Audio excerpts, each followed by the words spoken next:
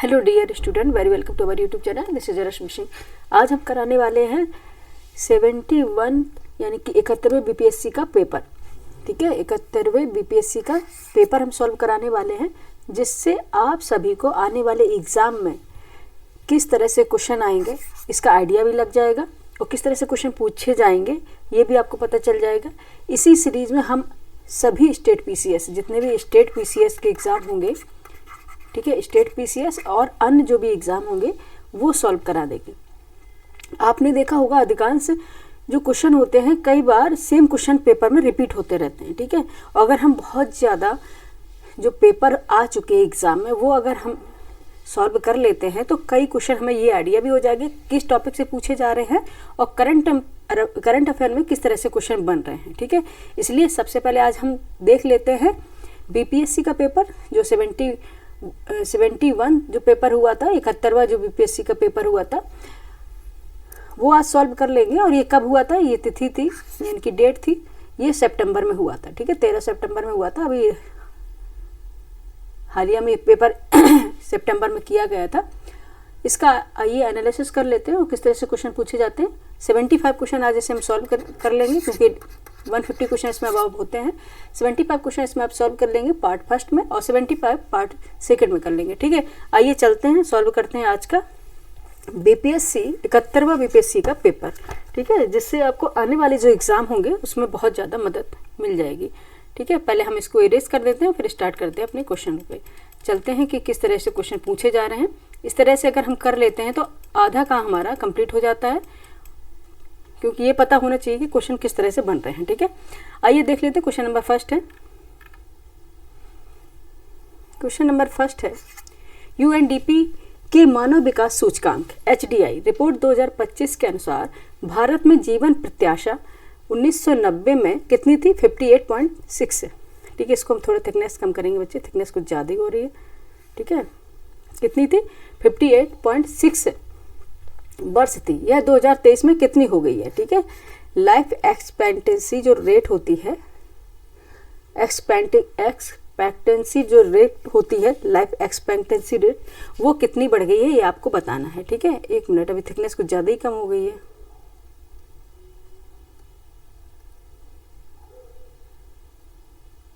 जीवन प्रत्याशा जिसे बोलते हैं। ठीक है, आपको बताना ऑप्शन ए 72 वर्ष, ऑप्शन बी 73 वर्ष, ऑप्शन सी 74 वर्ष, ऑप्शन डी उपयुक्त में से एक से अधिक। ये ऑप्शन अब बहुत आने लग गया है। नीट वगैरह जो क्वेश्चन भी हुआ है, नीट एग्जाम भी हुआ है, उसमें भी इस तरह से क्वेश्चन पूछे लग गए, जिससे बच्चे अगर क्लियर नहीं है तो वो कंफ्यूज रहेंगे। ठीक है, तो बताइए क्या आंसर हो जाएगा इसका?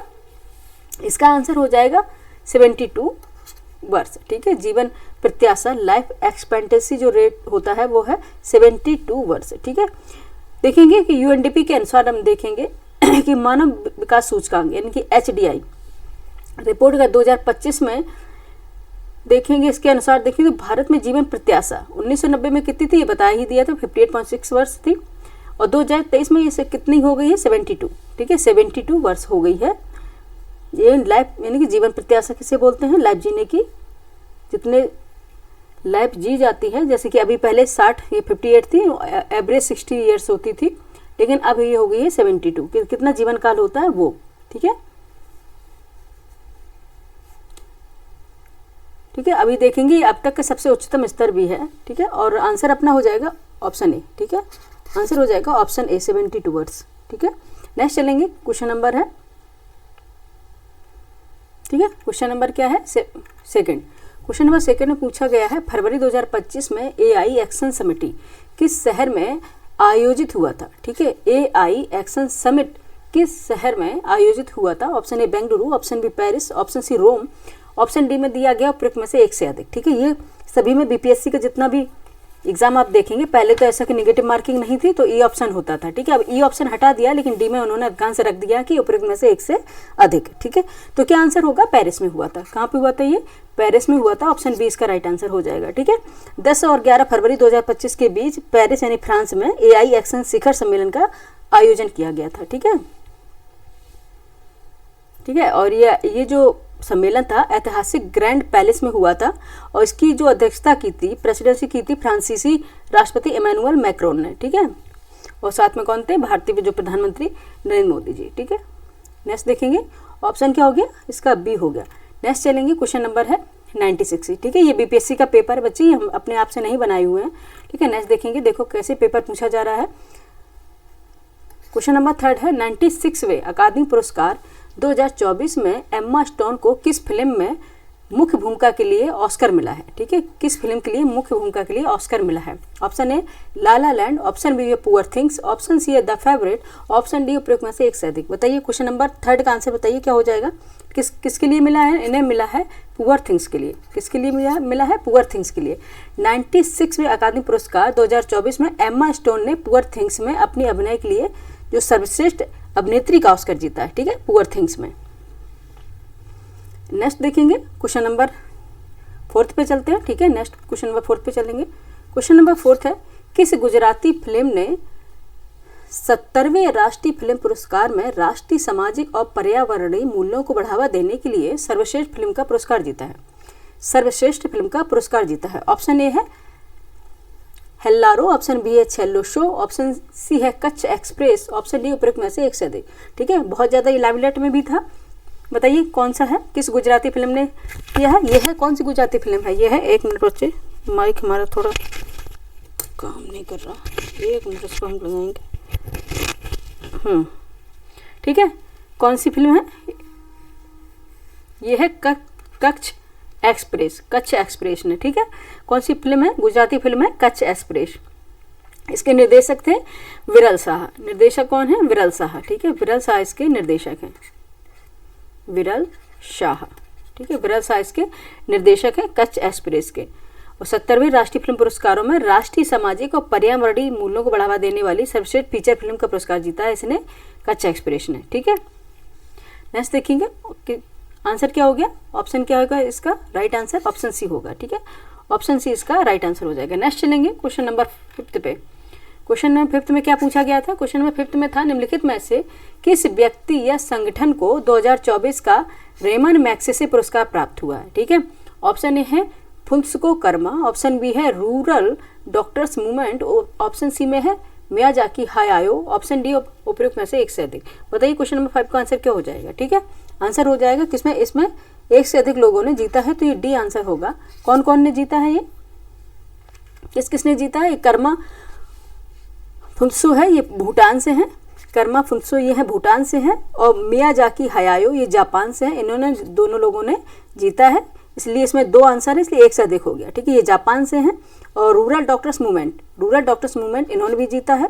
ठीक है, ये थाईलैंड से हैं। और एक और है गुयेन थी नोंग फियोंग। ठीक है, गुयेन थी निगोंग फियोंग ये वियतनाम से हैं। ठीक है, और फरबीजा फरहान ये इंडोनेशिया से। इन्होंने क्या जीता है, रेमन मैग्सेसे पुरस्कार जीता है, इसलिए इसमें क्या आंसर हो जाएगा, एक से अधिक। ठीक है, ऑप्शन डी इसका राइट आंसर हो जाएगा। नेक्स्ट देखेंगे क्वेश्चन नंबर है 6। क्वेश्चन नंबर 6 है आकाश तीर के बारे में निम्नलिखित में से कौन से कथन सही है। आकाश तीर के बारे में निम्नलिखित में से कौन से कथन सही है। ऑप्शन ए है आकाश तीर भारतीय सेना की एयर डिफेंस प्रणाली का मूल है। ऑप्शन बी है यह भारत की व्यापक C4ISR प्रणाली को सहजता से एकीकृत करता है। ऑप्शन सी है यह निष्क्रिय रक्षा से सक्रिय प्रतिकार के रणनीतिक बदलाव को दर्शाता है। ऑप्शन डी उपयुक्त में से एक से अधिक। बताइए क्वेश्चन नंबर 6 क्या हो जाएगा। ठीक है, क्वेश्चन नंबर 6 क्या होगा। ठीक है, क्या होगा, आकाश तीर का उद्देश्य मिसाइल रक्षा और वायु रक्षा सेंसरों को एकीकृत करना है। ठीक है, ठीक है, ये हो गया इसका एक। और आकाश तीर को बेहतर जो स्थिति जन जागरूकता और समन्वित प्रतिक्रिया के लिए C4ISR कमांड नियंत्रण संचार कंप्यूटर खुफिया निगरानी और टोही के साथ वायु रक्षा की एकीकृत करने के लिए डिजाइन किया गया है। ठीक है, तो ये तो सही है, इसका ये भी सही है। ठीक है, यह प्रणाली भारतीय सेना को केवल प्रतिक्रियाशील निष्क्रिय उपायों से आगे बढ़कर हवाई खतरों को सक्रिय रूप से ट्रैक करने में और उससे निपटने के लिए अनुमति देती है। ठीक है, ये भी सही है। ठीक है, तो ये क्या हो गया, एक से अधिक, उपयुक्त में से एक से अधिक हो जाएगा। क्वेश्चन नंबर 6 का आंसर क्या हो जाएगा, डी होगा। ऑप्शन डी इसका राइट आंसर हो जाएगा। ठीक है, क्या हो जाएगा, ऑप्शन डी इसका राइट आंसर हो जाएगा क्वेश्चन नंबर 6 का। नेक्स्ट चलेंगे क्वेश्चन नंबर 7 पे। ठीक है, क्वेश्चन नंबर 7 पे चलेंगे। ठीक है, यहाँ पे स्क्रॉल करेंगे, ऊपर होगा ये। ठीक है, इसको हमने जूम किया है क्योंकि मोबाइल में जो बच्चे पढ़ते हैं उन्हें दिक्कत ना हो। क्वेश्चन नंबर 7 है निम्नलिखित में से कौन से रक्षा प्लेटफॉर्म मेक इन इंडिया पहल के तहत भारत की स्वदेशी सैन्य प्रणाली का हिस्सा है? ठीक है, ऑप्शन ए है F-35 lighting second, option B है मुख्य युद्धक tank MBT Arjun, option C है उन्नत टोन्ड artillery gun system ATAGS, option D है उपयुक्त में से एक से अधिक। बताइए क्या हो जाएगा? क्वेश्चन नंबर 7 का आंसर बताइए क्या हो जाएगा? एक से अधिक। ठीक है, क्या हो जाएगा? एक से अधिक, ये आंसर होगा। ठीक है, F-35 lightning second, F-35 lightning second है, यह एक अमेरिकी निर्मित लड़ाकू विमान है। ठीक है, फाइटर प्लेन है, लड़ाकू विमान है। ठीक है, और मुख्य युद्धक टैंक MBT अर्जुन उन्नत टोन्ड आर्टिलरी गन सिस्टम, ये भी सही है। ठीक है, मुख्य युद्धक टैंक MBT अर्जुन भारत का स्वदेशी रूप से विकसित मुख्य युद्धक टैंक है जो मेक इन इंडिया अभियान का हिस्सा भी है। ठीक है, मेक इन इंडिया अभियान का ये हिस्सा है। और ATAGS उन्नत टोन्ड आर्टिलरी गन सिस्टम भी भारत में विकसित किया गया है। ठीक है, ये भी भारत में है, विकसित किया गया। तो क्या हो जाएगा?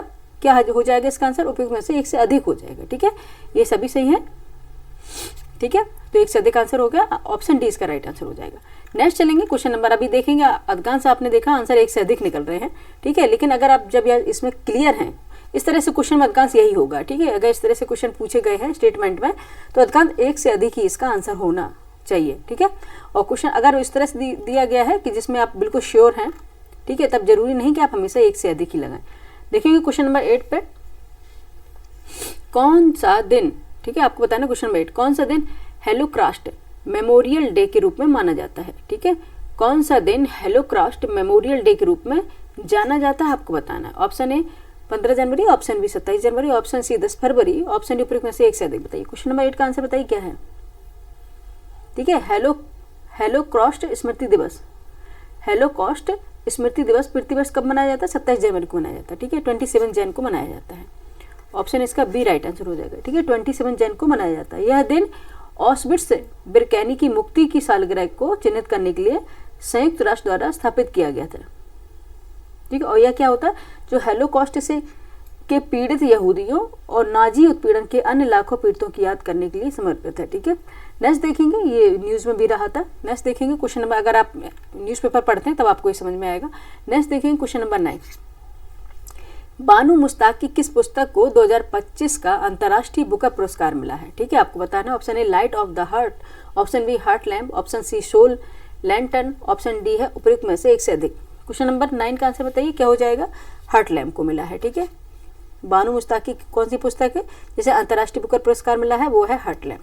ठीक है, ऑप्शन बी इसका राइट आंसर हो जाएगा। 2025 का जो अंतर्राष्ट्रीय बुकर पुरस्कार जीतने वाली बानू मुश्ताक की पुस्तक है, उसका शीर्षक है heart lamp selected stories.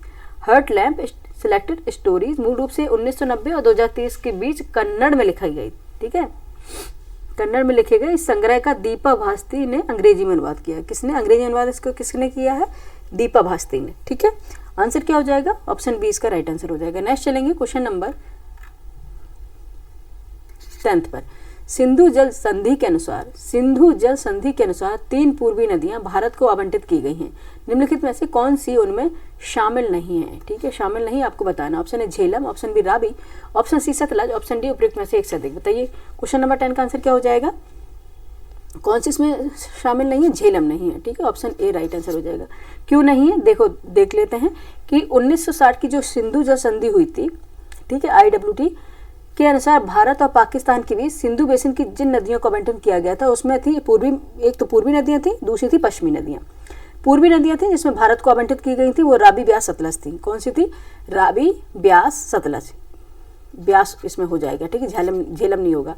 Ravi, Beas, Sutlej ये थी भारत को आवंटित की गई थी 3 नदियाँ। ठीक है, ये भारत को आवंटित की गई थी, पूर्वी नदियाँ थी। और पश्चिमी नदियाँ थी जो पाकिस्तान को आवंटित की गई थी। ठीक है, वो थी सिंधु, झेलम, चिनाब। ठीक है, वो कौन सी थी? सिंधु, झेलम, चिनाब, ये पाकिस्तान को आवंटित की गई थी। सिंधु, झेलम और चिनाब। ठीक है, चिनाब ये पाकिस्तान को आवंटित की गई थी। ठीक है, आपने देखा होगा कि 22 अप्रैल 2025 को जो पहलगाम आतंकी हमला हुआ था उसमें सिंधु जल संधि को निलंबित कर दिया गया अभी। ठीक है, तो कौन सा हुआ था? झेलम नहीं था। चिनाब, सिंधु, झेलम ये पाकिस्तान की थी पश्चिमी नदियाँ, और ब्यास, रावी, ब्यास, सतलज ये भारत को आवंटित की गई थी पूर्वी नदियाँ। ठीक है, याद रखिएगा ऑप्शन ए इसका राइट आंसर हो जाएगा क्वेश्चन नंबर 10 का। नेक्स्ट चलेंगे क्वेश्चन नंबर 11 पर। क्वेश्चन नंबर 11 है यूएनडीपी द्वारा विकसित क्षमता गरीबी माप सीपीएम के बारे में निम्नलिखित में से कौन सा कथन सही है। फर्स्ट है सीपीएम में स्वास्थ्य और पोषण की कमी के प्रतिनिधि के रूप में बाल कुपोषण को शामिल किया गया। सेकंड स्टेटमेंट है शिक्षा और ज्ञान में अभाव को दर्शाने के लिए महिला निरक्षरता को शामिल किया गया। थर्ड स्टेटमेंट है यह पुरुष निरक्षरता के क्षमता गरीबी का एक प्रमुख संकेतक मानता है। और फोर्थ है इसमें क्षमता गरीबी के एक महत्वपूर्ण संकेतक रूप में स्वच्छ पेयजल तक पहुंच की कमी शामिल है। नीचे दिए गए कोड का उपयोग करके आपको सही उत्तर चुनना है। इतना बड़ा तो क्वेश्चन इसमें दे दिया। ऑप्शन ए, ऑप्शन बी क्या हो जाएगा ये हम देख लेते हैं पहले। ठीक है, क्या हो जाएगा देखेंगे पहले ऑप्शन क्या हो जाएगा। ठीक है, सीपीएम में स्वास्थ्य और पोषण की कमी के प्रतिनिधि के रूप में बाल कुपोषण को शामिल किया गया है। ठीक है, ये सही है। शिक्षा और ज्ञान में अभाव को दर्शाने के लिए महिला निरक्षरता को शामिल किया गया, ये भी सही है। ठीक है, और ये वाले दिए गए हैं जो यह पुरुष निरक्षरता की क्षमता गरीबी का, ये नहीं होगा और फोर्थ भी नहीं होगा। ठीक है, तो आंसर आपको सही उत्तर चुनना था, ऑप्शन ए हो जाएगा। ठीक है, ऑप्शन ए इसका राइट आंसर हो जाएगा 11 का, क्वेश्चन नंबर 11 का ऑप्शन ए राइट आंसर हो जाएगा। ठीक है, नेक्स्ट चलेंगे क्वेश्चन नंबर 12 पे। ठीक है, अब इसको हम स्क्रॉल कर लेते हैं क्योंकि जूम किया है तो फिर इसको थोड़ा बढ़ाना पड़ेगा। इस तरह से इसको खींच लेते हैं। क्वेश्चन नंबर 12 तक हो गए थे, किसके नीचे भी हैं 11, हाँ 11 के बाद 12 पे जाएंगे।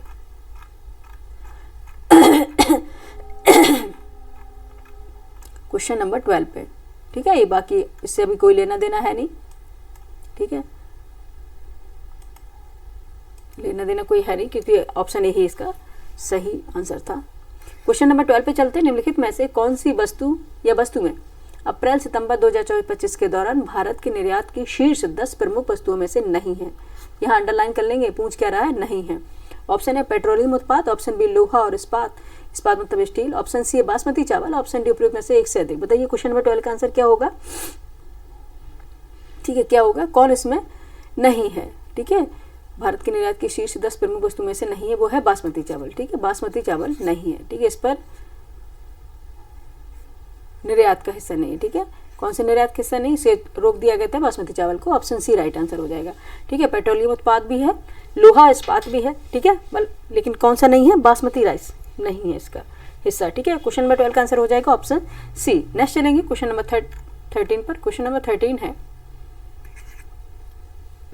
भारत वन स्थिति रिपोर्ट 2023 ISFR 2023 के अनुसार ISFR 2023 के अनुसार देखेंगे स्टेटमेंट क्या सही होंगे क्या नहीं। आइए पढ़ लेते हैं। ऑप्शन ए है देश का कुल वन और वृक्ष आवरण देश के भौगोलिक क्षेत्र का 15% है। ठीक है, ऑप्शन बी में इन्होंने कहा है सबसे बड़े दर्ज वन। ठीक है, सबसे बड़े दर्ज वन क्षेत्र RFA वाले शीर्ष 3 राज्य झारखंड, अंडमान और निकोबार और मणिपुर है। ऑप्शन सी है सबसे अधिक वृक्षावरण महाराष्ट्र राज्य में पाया गया है और उसके बाद राजस्थान उत्तर प्रदेश का स्थान है।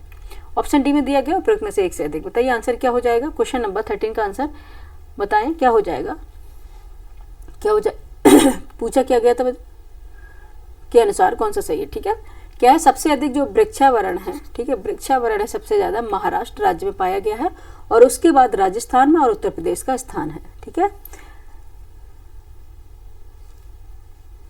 ऑप्शन सी इसका राइट आंसर हो जाएगा। ठीक है, ऑप्शन सी राइट आंसर हो जाएगा 13 का।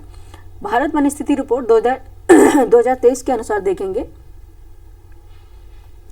इसमें दिया गया था 15% है। 15% नहीं है, देश का कुल वन और वृक्ष आवरण देश के भौगोलिक क्षेत्र का कितने परसेंट है, 25। ठीक है, यहाँ पे देखेंगे 25.17% है। ओहो, कहाँ पे थे, 17% है। ठीक है, ये था इसका आंसर, इसलिए गलत हो गया था। ठीक है, बी में क्या बताया, सबसे बड़े दर्ज वन क्षेत्र RAF वाले शीर्ष 3 राज्य झारखंड, अंडमान, निकोबार, ये गलत है। ठीक है, ये गलत है। देखेंगे सबसे दर्ज वन क्षेत्र देखेंगे हिसाब से जो शीर्ष 3 राज्य है मध्य प्रदेश है। ठीक है, क्या है, पहले MP है, मध्य प्रदेश है, फिर उसके बाद अरुणाचल प्रदेश है, अरुणाचल प्रदेश है, ठीक है। उसके बाद फिर क्या है, छत्तीसगढ़ है, ठीक है, फिर छत्तीसगढ़ है, याद रखिएगा, ठीक है। पहले एमपी है, फिर अरुणाचल प्रदेश है, फिर छत्तीसगढ़ है, ठीक है। इसको हम इसको सही से लिख देंगे क्योंकि आप लोगों को समझ में नहीं आ रहा होगा कि जो इम्पोर्टेंट है ये चीज़, ठीक है। सॉल्व कराने का मतलब क्या है, पहले मध्य प्रदेश देख लेते हैं, ठीक है। पहले मध्य प्रदेश है 13 क्षेत्रों में शीर्ष पर राज्य, ठीक है। बनावरण के अनुसार देखेंगे, पहले सबसे बड़े जो दर्ज वन क्षेत्र में पहले मध्य प्रदेश है, उसके बाद आएगा स्थान अरुणाचल प्रदेश का, अरुणाचल प्रदेश, ठीक है। अरुणाचल प्रदेश का आएगा, एक्चुअली खाली इसमें जगह पे भी नहीं, कहाँ लिख दें। उसके बाद छत्तीसगढ़ है, ठीक है। इसके बाद है छत्तीसगढ़, ठीक है, ये याद रखिएगा, ये सीरीज है। ऑप्शन सी तो सही था, इसका राइट आंसर ही है, ठीक है। ऑप्शन सी इसका राइट आंसर है।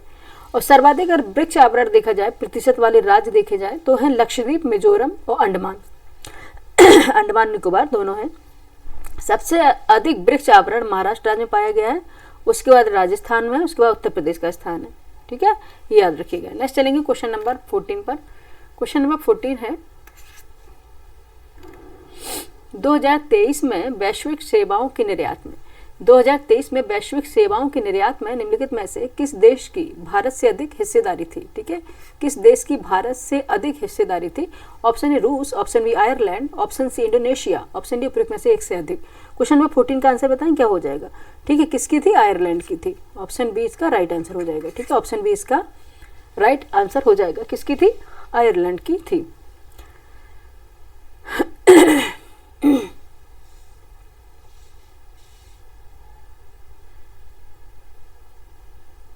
ठीक है, इसमें क्या बताया गया था, किस देश की भारत से अधिक हिस्सेदारी थी, रूस, इंडोनेशिया, आयरलैंड, ठीक है। ऑप्शन बी इसका राइट आंसर हो जाएगा। नेक्स्ट चलेंगे, क्वेश्चन नंबर है 15। क्वेश्चन नंबर 15 है स्वास्थ्य और परिवार कल्याण मंत्रालय, ठीक है। स्वास्थ्य और परिवार कल्याण मंत्रालय के यूविन पोर्टल के बारे में निम्नलिखित में से कौन से कथन सही नहीं है। यहाँ अंडरलाइन करेंगे, क्या पूछ रहा है, सही नहीं है, ठीक है, क्योंकि अधिकांश क्वेश्चन हम गलत कर देते हैं, पढ़ते ही नहीं कि पूछा क्या गया है, ठीक है।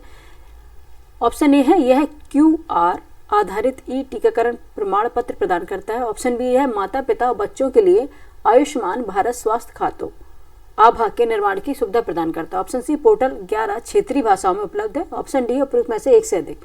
बताइए क्वेश्चन नंबर क्या हो जाएगा, 15 का आंसर बताएं, ठीक है। क्या हो जाएगा, उपरोक्त में से एक से अधिक होगा, ठीक है। ठीक है, क्या हो जाएगा, उपयोग में से एक से अधिक। यह QR आधारित टीकाकरण प्रमाण पत्र प्रदान करता है, ठीक है। स्वास्थ्य खाते में आभा सुविधा प्रदान करता है और 11 क्षेत्रीय भाषाओं में उपलब्ध है, ठीक है, एक से अधिक है। नेक्स्ट चलेंगे क्वेश्चन नंबर 16 पे। किस संगठन में संयुक्त रूप से आवास और शहरी मंत्रालयों, ठीक है, किस संगठन में संयुक्त रूप से आवास और शहरी मामलों के मंत्रालय के साथ राष्ट्रीय शहरी नवाचार स्टैक डिजिटल ब्लूप्रिंट विकसित किया गया है, आपको बताना है। ऑप्शन ए इलेक्ट्रॉनिक्स और IIT मंत्रालय, ऑप्शन बी राष्ट्रीय शहरी मामले संस्थान, option C NITI Aayog, option D उपयोग में से एक से अधिक। बताइए क्वेश्चन नंबर 16 का आंसर बताएं क्या होगा, क्या हो जाएगा, राष्ट्रीय शहरी मामले संस्थान NIUA, ठीक है। ऑप्शन बी राइट आंसर हो जाएगा, ठीक है। क्वेश्चन नंबर 16 का ऑप्शन बी राइट आंसर हो जाएगा। नेक्स्ट चलेंगे क्वेश्चन नंबर 17 पर।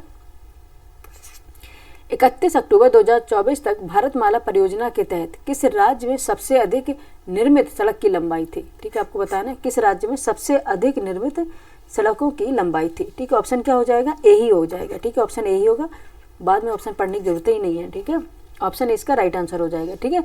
देखेंगे कि 31 अक्टूबर 2024 के आंकड़ों के अनुसार देखेंगे तो राजस्थान भारतमाला जो परियोजना चली है उसमें राजस्थान में 2241 किलोमीटर, उत्तर प्रदेश में 1854 किलोमीटर, महाराष्ट्र में 1837 किलोमीटर में जो भारतमाला परियोजना है उसके तहत सबसे अधिक सड़क निर्माण किया गया है। तो सबसे पहले नंबर पर हो जाएगा हमारा राजस्थान, ठीक है। कौन सा आ जाएगा, कौन सा राज्य आ जाएगा, राजस्थान आ जाएगा। 2241 किलोमीटर इसकी लंबाई है। किस परियोजना के तहत किया गया है, ये भारतमाला परियोजना, ठीक है। ये किसकी लंबाई पूछ ली गई है, सड़कों की लंबाई सबसे ज़्यादा है भारतमाला परियोजना के अकॉर्डिंग राजस्थान की, ठीक है। नेक्स्ट चलेंगे क्वेश्चन नंबर 17 तक हो गया, 17 क्वेश्चन नंबर 18 पे चलते हैं। ठीक है, ये क्वेश्चन बच्चे मैंने अपने आप से नहीं बनाए हैं, बीपीएससी का पेपर है। ठीक है, एक बार समझ लीजिए आप लोग किस तरह से पेपर आता है। ठीक है, उस तरह से आपको तैयारी करना है आप लोग, क्योंकि क्वेश्चन देख के आप लोग भाग जाते हैं तुरंत ही। आपको लगता है कि अरे बहुत टफ क्वेश्चन है, नहीं, अब जब ऐसे पूछे जाएंगे तो फिर या तो आपको पढ़ना ही पड़ेगा या तो फिर आप छोड़ दीजिए कि आपको देना ही नहीं, तो आप लिमिट कर दीजिए। ठीक है, अगर आप पढ़ना है तो फिर आप पूरा एनालिसिस जो हम करा रहे हैं इसका ये देखिए, और जितने भी स्टेट पीसीएस का कराएंगे वो भी देखिए। इससे बहुत ही ज़्यादा आपको मदद मिलेगी, क्योंकि हम यही नहीं देखते कि क्वेश्चन किस तरह से सॉल्व करने की आदत ही नहीं डालते, सीधे जाके एग्जाम में सॉल्व करने की कोशिश करते हैं। और फिर वहाँ पे इस बार पीसीएस का लेंथी पेपर आया था, आपने देखा होगा इस बार क्या हुआ था, कई लोगों की OMR सीट जो थी, OMR सीट जो थी वो फिल भी नहीं कर पाए थे। ठीक है, इसलिए बच्चे आदत डालिए हमेशा मॉक टेस्ट लगाने की। क्वेश्चन नंबर 18 है किसान ऋण पोर्टल। किसान ऋण पोर्टल KRP के शुभारंभ से पहले किसान ब्याज अनुदान और शीघ्र पुनर्भुगतान प्रोत्साहन योजनाओं के तहत मैनुअल दावे निम्नलिखित में से किस संस्थान को प्रस्तुत करते थे। ठीक है, ऑप्शन ए देखेंगे कृषि और किसान कल्याण मंत्रालय और नाबार्ड, ऑप्शन बी भारतीय रिजर्व बैंक और नाबार्ड, ऑप्शन सी भारतीय राष्ट्रीय भुगतान निगम और भारतीय रिजर्व बैंक, ऑप्शन डी है उपयुक्त में से एक से अधिक। बताइए क्वेश्चन नंबर 18 का आंसर क्या हो जाएगा। ये है भारतीय रिजर्व बैंक और नाबार्ड। ठीक है, भारतीय रिजर्व बैंक और नाबार्ड को किए जाते थे। ठीक है, बैंकों ने पहले किसानों की ओर से RBI और नाबार्ड को ब्याज अनुदान और शीघ्र पुनर्भुगतान प्रोत्साहन के लिए मैनुअल दावे प्रस्तुत किए जाते थे पहले। ठीक है, ये एक प्रक्रिया ऐसी होती थी जिससे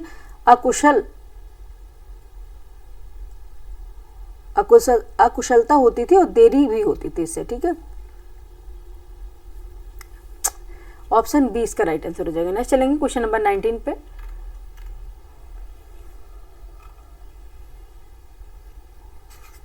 क्वेश्चन नंबर 19 है भारत का विदेशी मुद्रा भंडार। भारत का विदेशी मुद्रा भंडार ऑप्शन है दिसंबर 2024 के अंत तक बढ़कर लगभग 640 बिलियन अमेरिकी डॉलर हो गया है। ऑप्शन बी में दिया था कि दुनिया में 7वें सबसे बड़े हैं।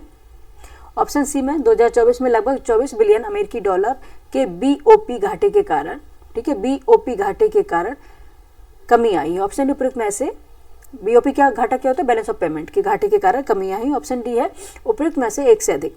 क्वेश्चन नंबर 19 का आंसर बताइए फटाफट, क्या होगा। दिसंबर 2024 के अंत तक बढ़कर लगभग 640 बिलियन अमेरिकी डॉलर हो गया है। ऑप्शन ए इसका राइट आंसर हो जाएगा। ऑप्शन ए इसका राइट आंसर हो जाएगा। भारत का विदेशी मुद्रा भंडार देखेंगे 5 जनवरी 2024 को 617.3 बिलियन डॉलर से बढ़कर 27 दिसंबर 2024 तक 640.279 बिलियन डॉलर हो गया है। ठीक है, ये बिल्कुल सही है। क्वेश्चन नंबर 20 पे चलेंगे। क्वेश्चन नंबर 20 पे चलेंगे। आपको ये नहीं कि आपको लेटेस्ट करंट पर पूछेंगे। ठीक है, एक साल का जो पीछे वाला करंट पर भी पूछे जाते हैं, अधिकांश सब यही हो रहा है। ठीक है, नेक्स्ट देखेंगे क्वेश्चन नंबर 20 NFHS 5 के आंकड़ों के अनुसार निम्नलिखित में से किस राज्य ने 2019-20 में 6% से कम आबादी को बहुआयामी रूप से गरीब के रूप में दर्ज किया है। ठीक है, NFHS 5 के आंकड़ों के अनुसार निम्नलिखित में से किस राज्य ने 2019-20 में 6% से कम आबादी को बहुआयामी रूप से गरीब के रूप में दर्ज किया है। Option A Jammu Kashmir, option B Himachal Pradesh, option C Uttar Pradesh, option D उपयुक्त में से एक से अधिक। क्वेश्चन नंबर 20 बताएं आंसर क्या हो जाएगा। ठीक है, क्या हो जाएगा, उपयुक्त में से एक से अधिक हो जाएगा। क्योंकि 2019-20 में जो बहुआयामी गरीबी जनसंख्या का प्रतिशत देखें तो हिमाचल प्रदेश में, ठीक है, हिमाचल प्रदेश में 4.93% था। ठीक है, 4.93% था बहुआयामी गरीबी का। ठीक है, और जम्मू कश्मीर में कितना था, अगर जम्मू कश्मीर की देखा जाए, इसमें आंकड़े बताते हैं 4.80%। ठीक है, 4.80%। और उत्तर प्रदेश का देखें, उत्तर प्रदेश जो बहुआयामी गरीबी आंकड़े देखेंगे तो 22.93%। ठीक है, ये था इसका आंकड़ा। तो आंसर क्या हो जाएगा, एक से अधिक, उपयुक्त में से एक से अधिक है। ठीक है, 6% से कम आबादी वाले बहुआयामी रूप से गरीबी के रूप में दर्ज किया गया है। तो 6% से कम तो तीनों ही हैं। ठीक है, तीनों ही दिए गए, जम्मू कश्मीर, हिमाचल प्रदेश, उत्तर प्रदेश को छोड़ के जम्मू कश्मीर और हिमाचल प्रदेश है। जब 2 है तो उपयुक्त में से एक से अधिक हो गया। ऑप्शन डी राइट आंसर हो गया। ठीक है, ऑप्शन डी इसका राइट आंसर हो जाएगा। नेक्स्ट देखेंगे क्वेश्चन नंबर 21 है। क्वेश्चन नंबर 21 है सूची फर्स्ट को सूची सेकंड से सुमेलित करना है। सूची फर्स्ट को सूची सेकंड के साथ सम्मिलित करना। फर्स्ट सूची फर्स्ट में दिया गया, इस तरह से दे देते, सामने देना बंद कर दिया आप। ऑप्शन ए है प्रदर्शन, उपलब्धि और व्यापार पीएटी योजना। ऑप्शन बी है तटरेखा आवास और मूर्त आय के लिए मैंग्रोव पहल मिष्टी योजना। ऑप्शन सी पर्यावरण के लिए जीवन शैली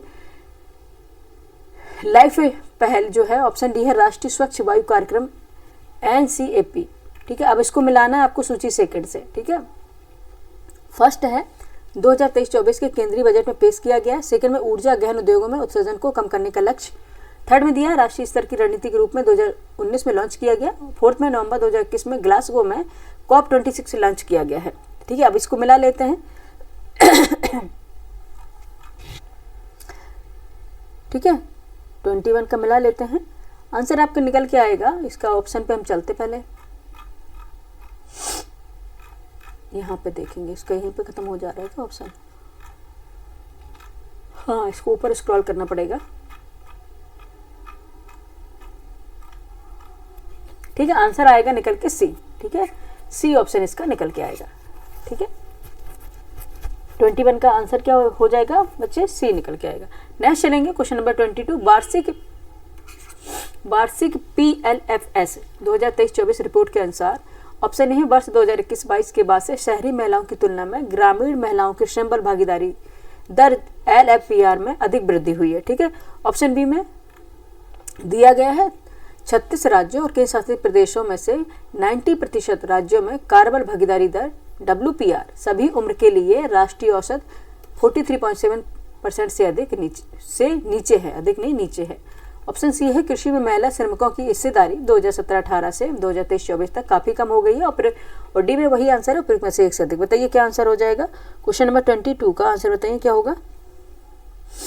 ठीक है, क्या होगा?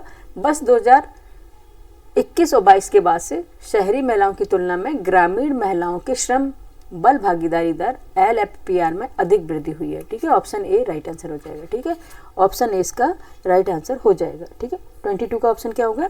ए राइट आंसर हो जाएगा।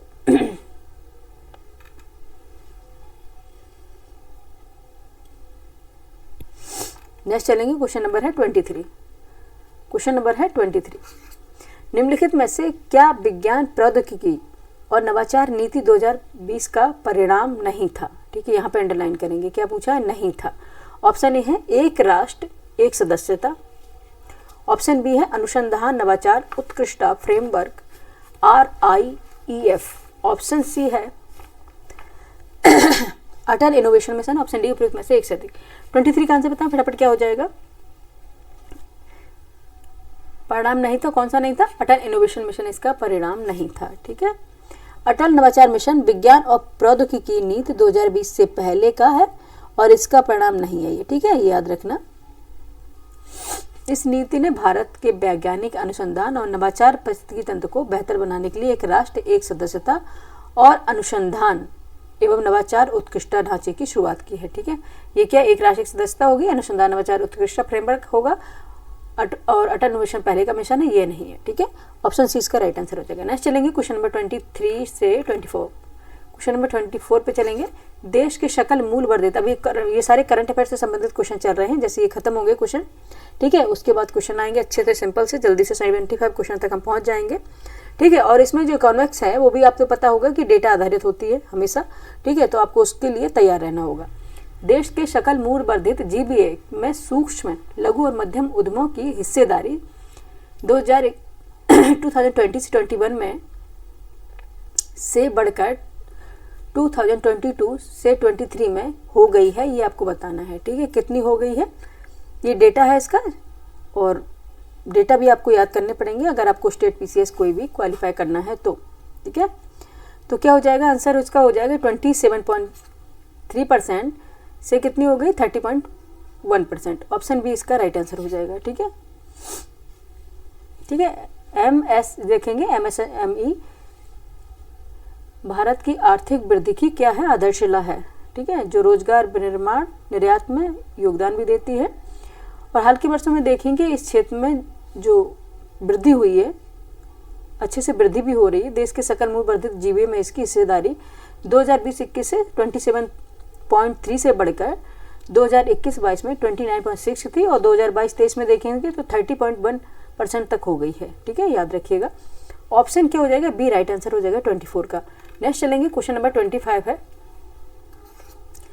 भारतीय सीमेंट उद्योग के संबंध में निम्नलिखित में से कौन सा कथन सही है। ठीक है, सही चलो पूछ लिया, एक बार तो पूछा। फर्स्ट स्टेटमेंट है, भारत का लगभग 87% सीमेंट उद्योग राजस्थान, आंध्र प्रदेश और मध्य प्रदेश जैसे कुछ प्रमुख राज्यों में केंद्रित है। सेकंड स्टेटमेंट है, भारत दुनिया में सीमेंट का सबसे बड़ा उत्पादक है। थर्ड है, भारत में अधिकांश सीमेंट संयंत्र जो कच्चे माल के स्रोतों से दूर और निर्यात का समर्थन करने के लिए बंदरगाहों यानी कि पोर्ट के पास स्थित हैं। नीचे दिए कोड से आपको उपयोग करके आपको बताना है कितने सही हैं। अब इसमें ये दिया गया है। ठीक है, सही उत्तर आपको चुनना ऑप्शन ए का, option B 2, option C first and third, option D उपयुक्त में से एक से अधिक। बताइए आंसर क्या हो जाएगा। क्वेश्चन नंबर 25 का आंसर बताएं।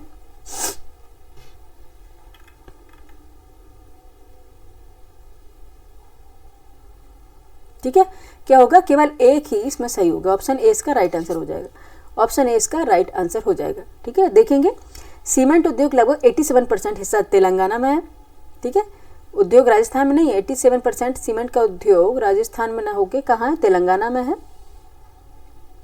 फिर राजस्थान में है, फिर आंध्र प्रदेश में, कर्नाटक, मध्य प्रदेश, गुजरात, तमिलनाडु, महाराष्ट्र, उत्तर प्रदेश, छत्तीसगढ़, उड़ीसा, मेघालय और पश्चिम बंगाल में है। ठीक है, उद्योग में घरेलू जो सीमेंट की मांग को पूरा करने के लिए पर्याप्त क्षमता भी है। भारत दुनिया में सीमेंट का दूसरा सबसे बड़ा उत्पादक है। याद रखना, भारत दुनिया में सीमेंट का सबसे बड़ा उत्पादक नहीं, दूसरा सबसे बड़ा उत्पादक। ये तो गलत ही हो गया ना, इसमें लिखा है सबसे बड़ा, दूसरा सबसे बड़ा उत्पादक है। ठीक है, अधिकांश सीमेंट जो संयंत्र जो कच्चे माल हैं, ठीक है, रॉ मटेरियल के जो स्रोत हैं उसके पास ही स्थित हैं, दूर स्थित नहीं है, तो ये भी गलत है। ठीक है, ये दोनों गलत है, ओनली ये सही है। ठीक है, भारत के लगभग 87% सीमेंट उद्योग राजस्थान, क्योंकि इसमें तेलंगाना दिया है, तेलंगाना भी है। ठीक है, तेलंगाना भी है, राजस्थान भी है, आंध्र प्रदेश भी है, मध्य प्रदेश भी है, ये सारे हैं। ठीक है, तो ऑप्शन एक, केवल एक सही, मतलब एक ही स्टेटमेंट इसमें सही है, और एक ही स्टेटमेंट सही होने से ऑप्शन ए इसका राइट आंसर हो जाएगा। ठीक है, ठीक है, नेक्स्ट चलेंगे, 25 हो गया, 26 पे चलेंगे। अब इसको हम स्क्रॉल कर लेते हैं। ठीक है, क्योंकि जूम किया है आप लोगों को, ओहो, एक मिनट, इसको हम दोबारा से करेंगे क्योंकि आप लोगों को दिक्कत ना हो, इसलिए 26 पे है ना, 26 पे हमें जाना है, क्वेश्चन नंबर 26। ठीक है, ये आ गया ना, हाँ ठीक है। क्वेश्चन नंबर 26 है, बिहार के मिशन दक्ष प्राथमिक उद्देश्य क्या है। बिहार के मिशन दक्ष का प्राथमिक उद्देश्य क्या है आपको बताना है। ऑप्शन है ए, ग्रामीण क्षेत्रों में प्राथमिक विद्यालयों में स्कूल नामांकन बढ़ाना। ये बिहार से संबंधित क्वेश्चन है, क्योंकि बीपीएससी का पेपर एनालिसिस कर रहे हैं, बीपीएससी का पेपर सॉल्व कर रहे हैं, तो ऑब्वियस बात है कि बीपीएससी के जो बिहार से संबंधित क्वेश्चन होंगे वो तो होंगे ही। ऑप्शन है ग्रामीण क्षेत्रों में प्राथमिक विद्यालयों में स्कूल नामांकन बढ़ाना। ऑप्शन बी है वरिष्ठ माध्यमिक स्तर पर शिक्षकों को व्यावसायिक प्रशिक्षण प्रदान करना। ऑप्शन सी है ग्रेड स्तरीय दक्षताओं तक पहुंचने के लिए पिछड़ने वाले छात्रों के लिए व्यक्तिगत सलाह प्रदान करना। और डी है उपयुक्त में से एक से अधिक। क्वेश्चन नंबर 26 का आंसर बताएं फटाफट, क्या होगा। ठीक है, क्या हो जाएगा, ग्रेड स्तरीय दक्षताओं तक पहुंचने के लिए पिछड़ने वाले छात्रों के लिए व्यक्तिगत सलाह प्रदान करना। ठीक है, बिहार के मिशन दक्ष का जो प्राथमिक उद्देश्य है, ग्रेड स्तरीय दक्षताओं तक पहुंचने के लिए पिछड़ने वाले छात्रों के लिए व्यक्तिगत सलाह प्रदान करना है। ठीक है, ये कार्यक्रम विशेष रूप से उन छात्रों के लिए चलाया जाता है जो कक्षा 3 से 8 में पढ़ते हैं और उनकी कक्षा के स्तर के अनुरूप दक्षताओं को प्राप्त करने में संघर्ष भी कर रहे हैं। ठीक है, लेकिन वो क्लास को आगे नहीं फॉलो कर पा रहे हैं। मिशन दक्ष के तहत शिक्षकों को उन छात्रों को छोटे समूहों में अतिरिक्त सहायता और मार्गदर्शन प्रदान करते हैं। ठीक है, ऑप्शन क्या हो जाएगा, सी हो जाएगा राइट आंसर। ठीक है, नेक्स्ट चलेंगे, क्वेश्चन नंबर है ऑप्शन सी इसका राइट आंसर हो जाएगा। ठीक है, नेक्स्ट चलेंगे, क्वेश्चन नंबर 27 है। क्वेश्चन नंबर 27 है, इसको हम इरेज करें क्या, रहने दो, कोई दिक्कत ही नहीं। क्वेश्चन नंबर 27 है, बिहार स्टार्टअप नीति 2022 के युवा ढांचे के तहत निम्नलिखित में से कौन से घटक नहीं है ये आपको बताना है। पहली अंडरलाइन कर लेना पढ़ते ही। ठीक है, ऑप्शन ए है शिक्षा प्रणाली में जीवंतता। ऑप्शन बी है समर्थन के लिए नियामक समर्थक। ऑप्शन सी अंतर्राष्ट्रीय बाजार विस्तार योजना। ऑप्शन डी उपयुक्त में से एक से अधिक।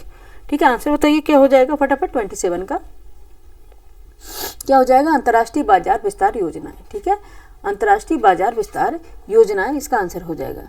ठीक है, बिहार स्टार्टअप 2000 युवा ढांचे निम्न में कौन सा घटक नहीं है? अंतर्राष्ट्रीय बाजार विस्तार योजना इसका घटक नहीं है। और बाकी शिक्षा प्रणाली में जीवंतता इसका घटक है।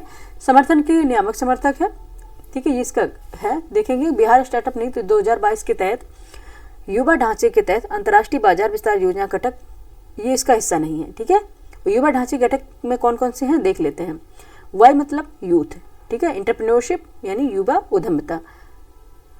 यू मतलब है यूनिवर्सिटी बेस्ड इनोवेशन, विश्वविद्यालय आधारित नवाचार है। वी मतलब है विटैलिटी इन एजुकेशनल इकोसिस्टम, शैक्षणिक पारिस्थितिकी तंत्र में जीवंतता, ठीक है। और ए मतलब है एडवोकेट फॉर रेगुलेटरी सपोर्ट, नियामक समर्थन के लिए समर्थन, ठीक है। ये जो युवा ढांचा है इसका मुख्य उद्देश्य क्या है? क्या उद्देश्य है? राज्य में एक मजबूत स्टार्टअप पारिस्थितिक तंत्र विकसित करना, ठीक है, जिससे क्या होगा, शिक्षा, वित्त और नियामक समर्थन पर ध्यान केंद्रित किया जा सके। नेक्स्ट चलेंगे क्वेश्चन नंबर 27 का सी। नेक्स्ट देखिए क्वेश्चन नंबर 28। 2023-24 में बिहार के आर्थिक प्रदर्शन के बारे में निम्नलिखित में से कौन सा कथन सही है? ठीक है, आर्थिक प्रदर्शन के बारे में कौन सा कथन सही आपको बताना है। ऑप्शन ए है मौजूदा कीमतों पर बिहार की प्रति व्यक्ति जीएसडीपी पिछले वर्ष की तुलना में 2023-24 में 12.8% बढ़ी है, ठीक है। ऑप्शन बी में 2023 यानी 2023-24 में बिहार के जीएसबीए स्थिर मूल में तृतीय क्षेत्र यानी कि टर्शरी सेक्टर की अनुमानित हिस्सेदारी 58.6% थी। ऑप्शन सी में सकल स्थायी पूंजी निर्माण जीएफसीएफ 2023-24 में वर्तमान मूल्यों पर जीएसडीपी का कितना है, 4.6% था। उपयुक्त में से एक से अधिक बताइए क्या आंसर हो जाएगा। क्वेश्चन नंबर 28 बताएं, आंसर हो जाएगा इसका एक से अधिक होगा, ठीक है। क्या हो जाएगा, एक से अधिक होगा, ठीक है। आंसर क्या हो जाएगा, एक से अधिक होगा। नेक्स्ट चलेंगे क्वेश्चन नंबर 29 है। क्वेश्चन नंबर जल्दी से करेंगे, फिर बहुत ज़्यादा एक्सप्लेनेशन कर रहे हैं, टाइम काफ़ी हो रहा है। निम्नलिखित कथनों पर विचार करना है। फर्स्ट है बिहार में युवा जनसंख्या 0 से 19 वर्ष के अनुपात में 2041 तक काफ़ी गिरावट का अनुमान है। ऑप्शन सेकंड स्टेटमेंट में है बिहार का जनसांख्यिकी लाभांश 2041 के आसपास चरम पर होने की उम्मीद है। थर्ड पर बिहार में बुजुर्ग आबादी 60 प्लस वर्ष भारत की तुलना में अधिक तेजी से बढ़ने की उम्मीद है। नीचे दे कोड जो दिए गए हैं उनका उपयोग करके आपको आंसर देना है ABCD में से क्या सही होगा, ठीक है। बताइए क्वेश्चन नंबर 29 में क्या सही हो जाएगा, ठीक है। देखेंगे बिहार में युवा जनसंख्या जो 0 से 19 वर्ष के हैं उसका देखेंगे अनुपात 2041 तक काफ़ी गिरावट का अनुमान है, ये भी सही है, ठीक है। और सेकंड बिहार का जनसांख्यिकी लाभांश 2041 के आसपास चरम पर होने की उम्मीद है, ठीक है। ये दोनों स्टेटमेंट सही है, ठीक है। तो ऑप्शन ए इसका राइट आंसर हो जाएगा, ठीक है। ऑप्शन ए इसका राइट आंसर हो जाएगा 29 का, ठीक है।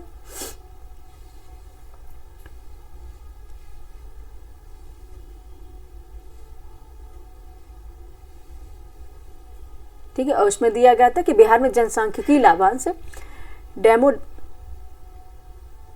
डेमोग्राफिक डिविडेंड 2041 के आसपास चरम पर होने की उम्मीद है, ये गलत है, ठीक है। भारत में अन्य राज्यों के समान बिहार में भी बुजुर्ग आबादी जो 60 प्लस है, ठीक है, 60 प्लस है, इसका हिस्सा बढ़ेगा लेकिन भारतीय औसत से कम रहेगा, ठीक है। इसमें लिए भारत की तुलना में अधिक तेजी से नहीं, भारत की जो औसत होगा उससे कम रहेगा, ठीक है। तो इसलिए गलत हो गया ये, ठीक है, इसलिए ये गलत हो गया। और सेकंड दोनों स्टेटमेंट सही थे, फर्स्ट सेकंड, ठीक है। थर्ड स्टेटमेंट था ये गलत था। नेक्स्ट चलेंगे क्वेश्चन नंबर 29। Question number 30।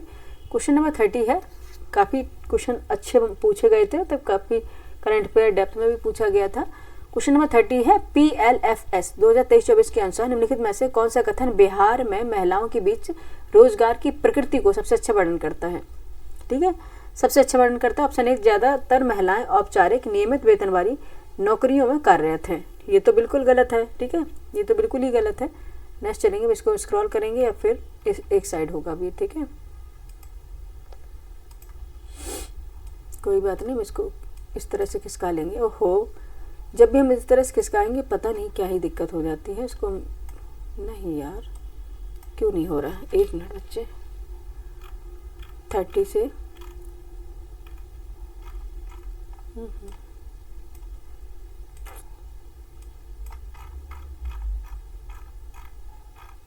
28 से एक मिनट बच्चे, थोड़ा हम देख लेते हैं, शायद इसमें 30 तक ही है क्वेश्चन, फिर यहाँ होगा 30 से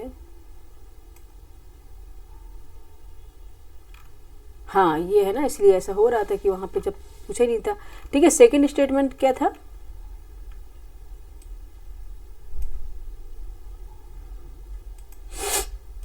सेकंड स्टेटमेंट क्या था? अधिकांश महिलाएं सॉरी, ऑप्शन बी था अधिकांश महिलाएं स्वनियोजित हैं जो अक्सर घरेलू उद्यमों में सहायक के रूप में काम करती हैं। ऑप्शन सी में दिया अधिकांश महिलाएं द्वितीय क्षेत्र यानी कि टर्शरी सेक्टर में कार्यरत थी। उपयुक्त डी में उपयुक्त में से एक से अधिक। क्वेश्चन नंबर बताइए क्या आंसर हो जाएगा? क्वेश्चन नंबर 30 का आंसर बताइए क्या हो जाएगा? क्वेश्चन नंबर 30 का आंसर, ठीक है, क्या हो जाएगा? अधिकांश महिलाएं स्वनियोजित हैं जो अक्सर घरेलू उद्यम में सहायक रूप में काम करती हैं। ऑप्शन बी इसका राइट आंसर हो जाएगा। ठीक है, PLFS 2023-24 के अनुसार बिहार में अधिकांश महिलाएं स्वरोजगार में लगी हुई हैं। ठीक है, अक्सर घरेलू उद्यमों में या कृषि में सेक्टर में यानी कि एग्रीकल्चर सेक्टर में लगी हुई हैं। ठीक है, ऑप्शन क्या है? बी इसका राइट आंसर हो जाएगा। नेक्स्ट चलेंगे क्वेश्चन नंबर 31 पर, 31 पर चलेंगे। लोकसभा के सचिवालय स्टाफ की नियुक्ति की शक्ति निहित है। ठीक है, अब क्वेश्चन थोड़ा अच्छे से क्वेश्चन आएंगे। क्वेश्चन नंबर 31 है, लोकसभा के सचिवालय स्टाफ की नियुक्ति की शक्ति निहित है, किसमें है? ऑप्शन ए संघ लोक सेवा आयोग में, ऑप्शन बी प्रधानमंत्री कार्यालय में, ऑप्शन सी कर्मचारी चयन आयोग में, ऑप्शन डी लोकसभा अध्यक्ष से परामर्श उपरांत राष्ट्रपति में। बताइए किसमें है? क्वेश्चन नंबर 31 का आंसर बताएं फटाफट, किसमें है ये? लोकसभा अध्यक्ष से परामर्श उपरांत राष्ट्रपति में। ठीक है, राष्ट्रपति लोकसभा सचिवालय की स्टाफ की नियुक्ति का पावर रखता है, लेकिन लोकसभा अध्यक्ष से परामर्श के बाद। ठीक है, ऑप्शन डी इसका राइट आंसर हो जाएगा। ठीक है, ऑप्शन डी इसका राइट आंसर हो जाएगा। ठीक है, लोकसभा के सचिवालय स्टाफ की नियुक्ति की शक्ति लोकसभा अध्यक्ष से परामर्श उपरांत राष्ट्रपति में निहित होती है। ठीक है, लोकसभा सचिवालय एक स्वतंत्र निकाय है जो लोकसभा अध्यक्ष से सीधे नियंत्रण में कार्य करता है। ठीक है, आपको याद रखना है लोकसभा जो सचिवालय है एक स्वतंत्र निकाय है जो लोकसभा अध्यक्ष के सीधे नियंत्रण में काम करता है, याद रखना है। ठीक है, ऑप्शन क्या होगा? डी राइट आंसर हो जाएगा। नेक्स्ट चलेंगे, क्वेश्चन नंबर है 32। ठीक है, पॉलिटी क्वेश्चन आ गए। क्वेश्चन नंबर है 32, भारत का महान्यायवादी, भारत का महान्यायवादी, ऑप्शन है AGI की बात हो रही है, अटॉर्नी जनरल ऑफ इंडिया। ठीक है, भारत का महान्यायवादी, ऑप्शन ए राष्ट्रपति को विधिक मामलों में परामर्श देता है, ऑप्शन बी सर्वोच्च न्यायालय के अतिरिक्त सुनवाई हेतु अहर नहीं है, ऑप्शन सी है संसद के सदन की प्रक्रिया में भाग नहीं ले सकता, ऑप्शन डी सरकार का पूर्णकालिक सलाहकार है। आपको बताना है कौन सा आंसर सही हो जाएगा क्वेश्चन नंबर 32 का। ठीक है, कौन सा आंसर सही हो जाएगा बताइए। ठीक है, क्या हो जाएगा कि भारत का महान्यायवादी राष्ट्रपति को विधिक मामलों में परामर्श देता है। ठीक है, क्या होता है? जो विधिक मामले होते हैं उनमें परामर्श देता है। ठीक है, भारत का जो महान्यायवादी है राष्ट्रपति को विधिक मामलों में परामर्श देता है। भारत का महान्यायवादी AG संघ की कार्यपालिका का अंग है। ठीक है, संघ की कार्यपालिका का अंग है। AG देश का सर्वोच्च कानून अधिकारी भी होता है। AGI होता है ना, क्या होता है? सर्वोच्च कानून अधिकारी भी होता है। ठीक है, ऑप्शन क्या हो जाएगा? ए राइट आंसर हो जाएगा। नेक्स्ट चलेंगे क्वेश्चन नंबर 33 पर। क्वेश्चन नंबर है 33। क्वेश्चन नंबर 33 है, भारतीय संविधान की विभिन्न सूचियों के निम्नलिखित विषयों पर विचार कीजिए। निम्नलिखित में से कौन विषय समवर्ती सूची में आते हैं, ये आपको बताना है। ठीक है, कंकरेंट लिस्ट में आते हैं यानी कि समवर्ती सूची में आते हैं, ये आपको बताना है। फर्स्ट है वन जीवों की सुरक्षा, सेकंड है कृषि पर आय, थर्ड है विद्युत उपभोग अथवा बिक्री पर कर, और फोर्थ है मूल्य नियंत्रण। इनमें से ABCD में से आपको आंसर बताना है। क्वेश्चन नंबर 33 का आंसर बताइए क्या हो जाएगा। देखेंगे, सबसे पहले हम देख लेते हैं वन जीवों की सुरक्षा। वन जीवों की सुरक्षा व मूल्य नियंत्रण समवर्ती सूची में आते हैं। ठीक है, वन जीवों की सुरक्षा और मूल्य नियंत्रण। ठीक है, वन्य जीवों की सुरक्षा और क्या है? मूल्य नियंत्रण, ये समवर्ती सूची में आते हैं, कंकरेंट लिस्ट में आते हैं। CCM लगा देते हैं, क्या होते हैं?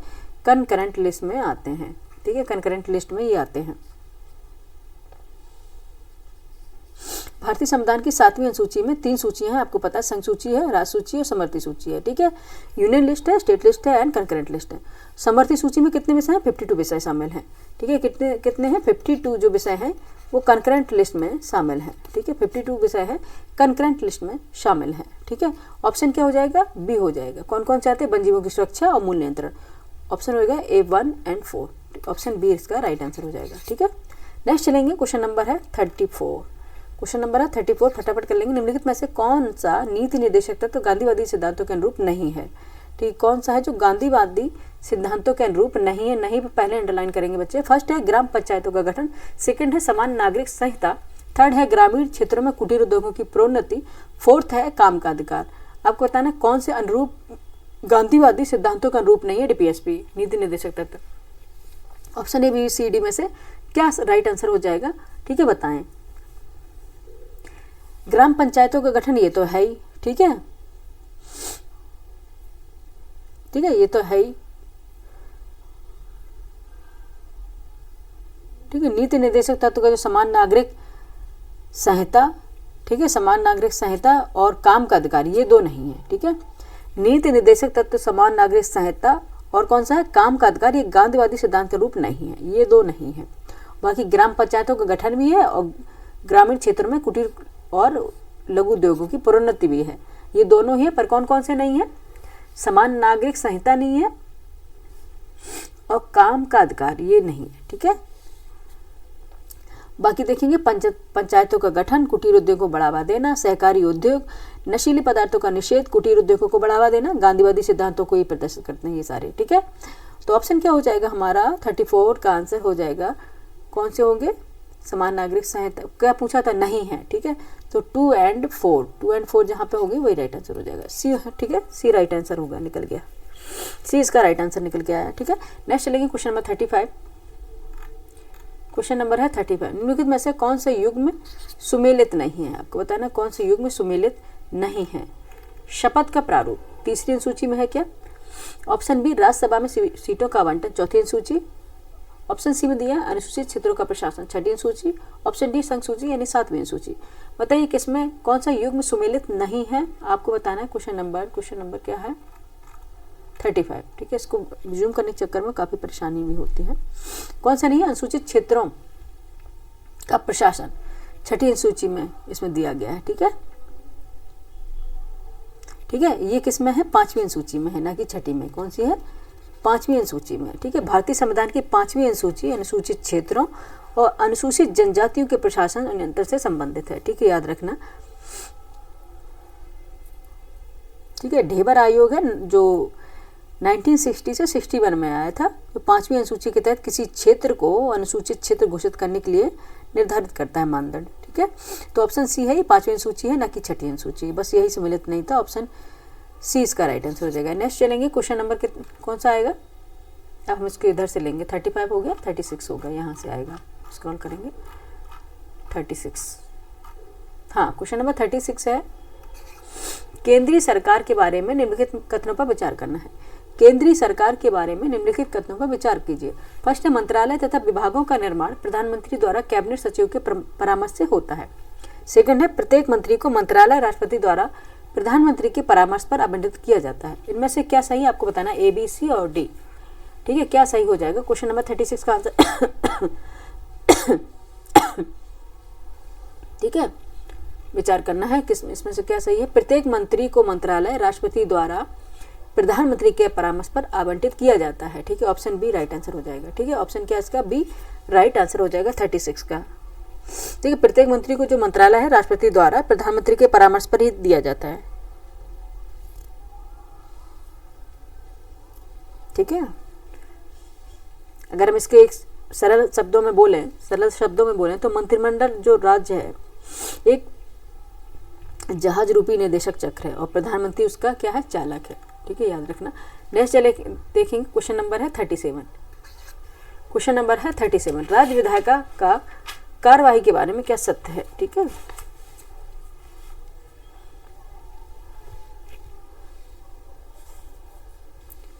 राज्य विधायिका का कार्यवाही के बारे में ये का कहाँ से लगा गया? राज्य विधायिका कार्यवाही के बारे में क्या सत्य है, आपको बताना है। ऑप्शन ए, महाधिवक्ता को मत देने का अधिकार है। राज्य विधायिका की कार्रवाई के बारे में क्या सत्य है?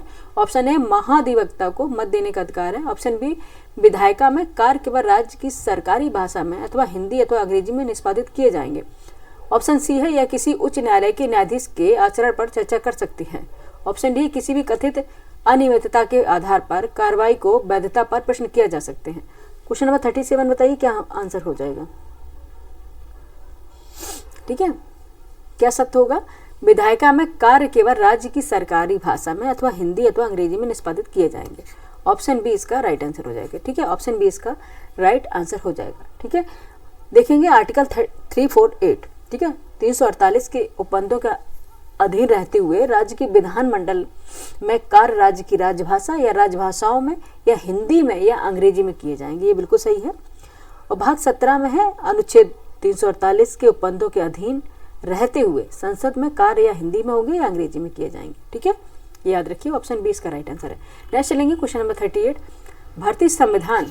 भारतीय संविधान मौलिक अधिकारों पर औचित्यपूर्ण प्रतिबंध प्रावधान करता है, किंतु औचित्य को ध्यान में रखना चाहिए कि क्या औचित्य को ध्यान में रखना चाहिए? फर्स्ट है समान जन का हित संरक्षित हो। सेकंड है विद्यमान सामाजिक मूल्य एवं सामाजिक आवश्यकताएं अवरोध न हो। थर्ड है राज्य के नीति निर्देशक सिद्धांतों को नजरअंदाज किया जा सकता है। और फोर्थ है सामूहिक हित बृहत्तर नहीं है। इनमें से क्या सही हो जाएगा? Option A, B, C, D में क्वेश्चन नंबर 38 का बताएं क्या सही हो जाएगा। ठीक है, क्या सही हो जाएगा? समान जन का हित संरक्षित हो, बिल्कुल सही है। विद्यमान सामाजिक मूल्य एवं सामाजिक आवश्यकता अवरोध न हो, ये गलत है। राज्य के नीति निर्देशक सिद्धांतों को नजरअंदाज किया जा सकता, नहीं किया जा सकता, ये कल्याणकारी राज्य के लिए बनाए गए हैं। फोर्थ है सामूहिक हित बेहतर नहीं है, ये भी गलत है। आंसर क्या हो जाएगा? डी राइट आंसर हो जाएगा। ठीक है, ऑप्शन क्या हो जाएगा? डी राइट आंसर हो जाएगा क्वेश्चन नंबर 38 का। ठीक है, 38 का क्या हो जाएगा? डी राइट आंसर हो जाएगा। नेक्स्ट चलेंगे, क्वेश्चन नंबर है 39। निम्नलिखित में से कौन वित्त आयोग के सदस्य के लिए आवश्यक अर्हताओं का निर्धारण करता है? ऑप्शन ए मंत्रिपरिषद, ऑप्शन बी भारत का राष्ट्रपति, ऑप्शन सी संसद विधि द्वारा, ऑप्शन डी संघीय कैबिनेट। कौन करता है? क्वेश्चन नंबर 39 बताएं कौन करता है? संसद विधि द्वारा। ठीक है, संसद जो है विधि द्वारा करेगा। ठीक है, वित्त आयोग के सदस्यों के लिए आवश्यक जो अर्हताएं हैं, ठीक है, उनका निर्धारण संसद विधि द्वारा किया जाएगा। ठीक है, और आपको बताएं अगर हम पूछें आपसे कि वित्त आयोग संविधान के कौन से आर्टिकल में, तो 280 के तहत है। ठीक है, 5 वर्ष पर गठित किया जाने वाला संवैधानिक निकाय है जो संघ और राज्यों के बीच वित्तीय संसाधनों के वितरण पर अनुशंसाएं यानी कि सलाह प्रस्तुत करता है। ठीक है, कौन सा? वित्त आयोग। ऑप्शन क्या हो जाएगा? सी हो जाएगा। नेक्स्ट चलेंगे, क्वेश्चन नंबर 40 है। कितने बारी क्वेश्चन इस पे बने हुए हैं? ठीक है, कितने बारी क्वेश्चन बने हुए हैं, और हमेशा आपको वित्त आयोग जरूर देख लेना है, उससे क्वेश्चन हमेशा बनते हैं। क्वेश्चन नंबर देखेंगे 40। निम्नलिखित कथनों पर विचार करना है। फर्स्ट है सदन को आहूत करने का अर्थ दीक्षांत है।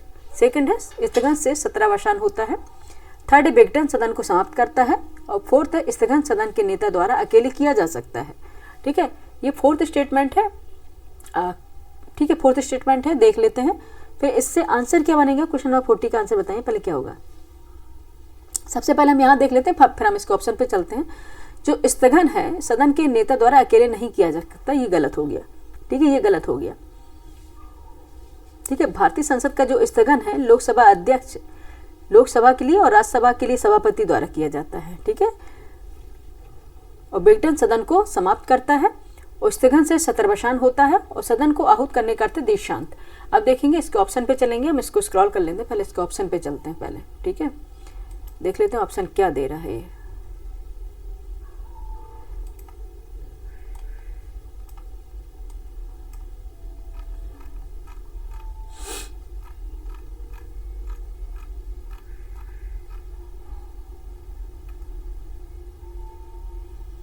किस पे थे हम ये भूल गए, पहले हम देख लेते हैं।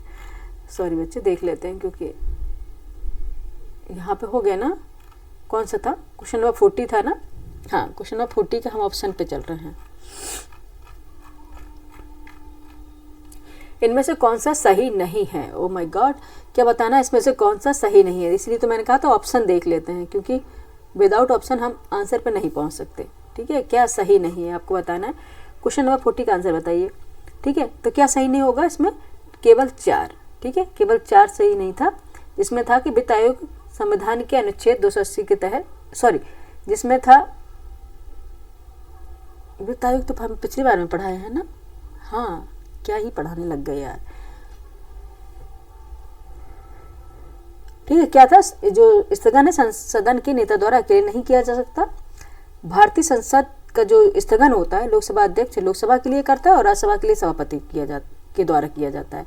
तो क्या हो जाएगा? डी इसका राइट आंसर हो जाएगा। ठीक है, नेक्स्ट चलेंगे, क्वेश्चन नंबर 41 है। पंचायतों की वित्तीय स्थिति की समीक्षा के लिए कौन अधिकृत है?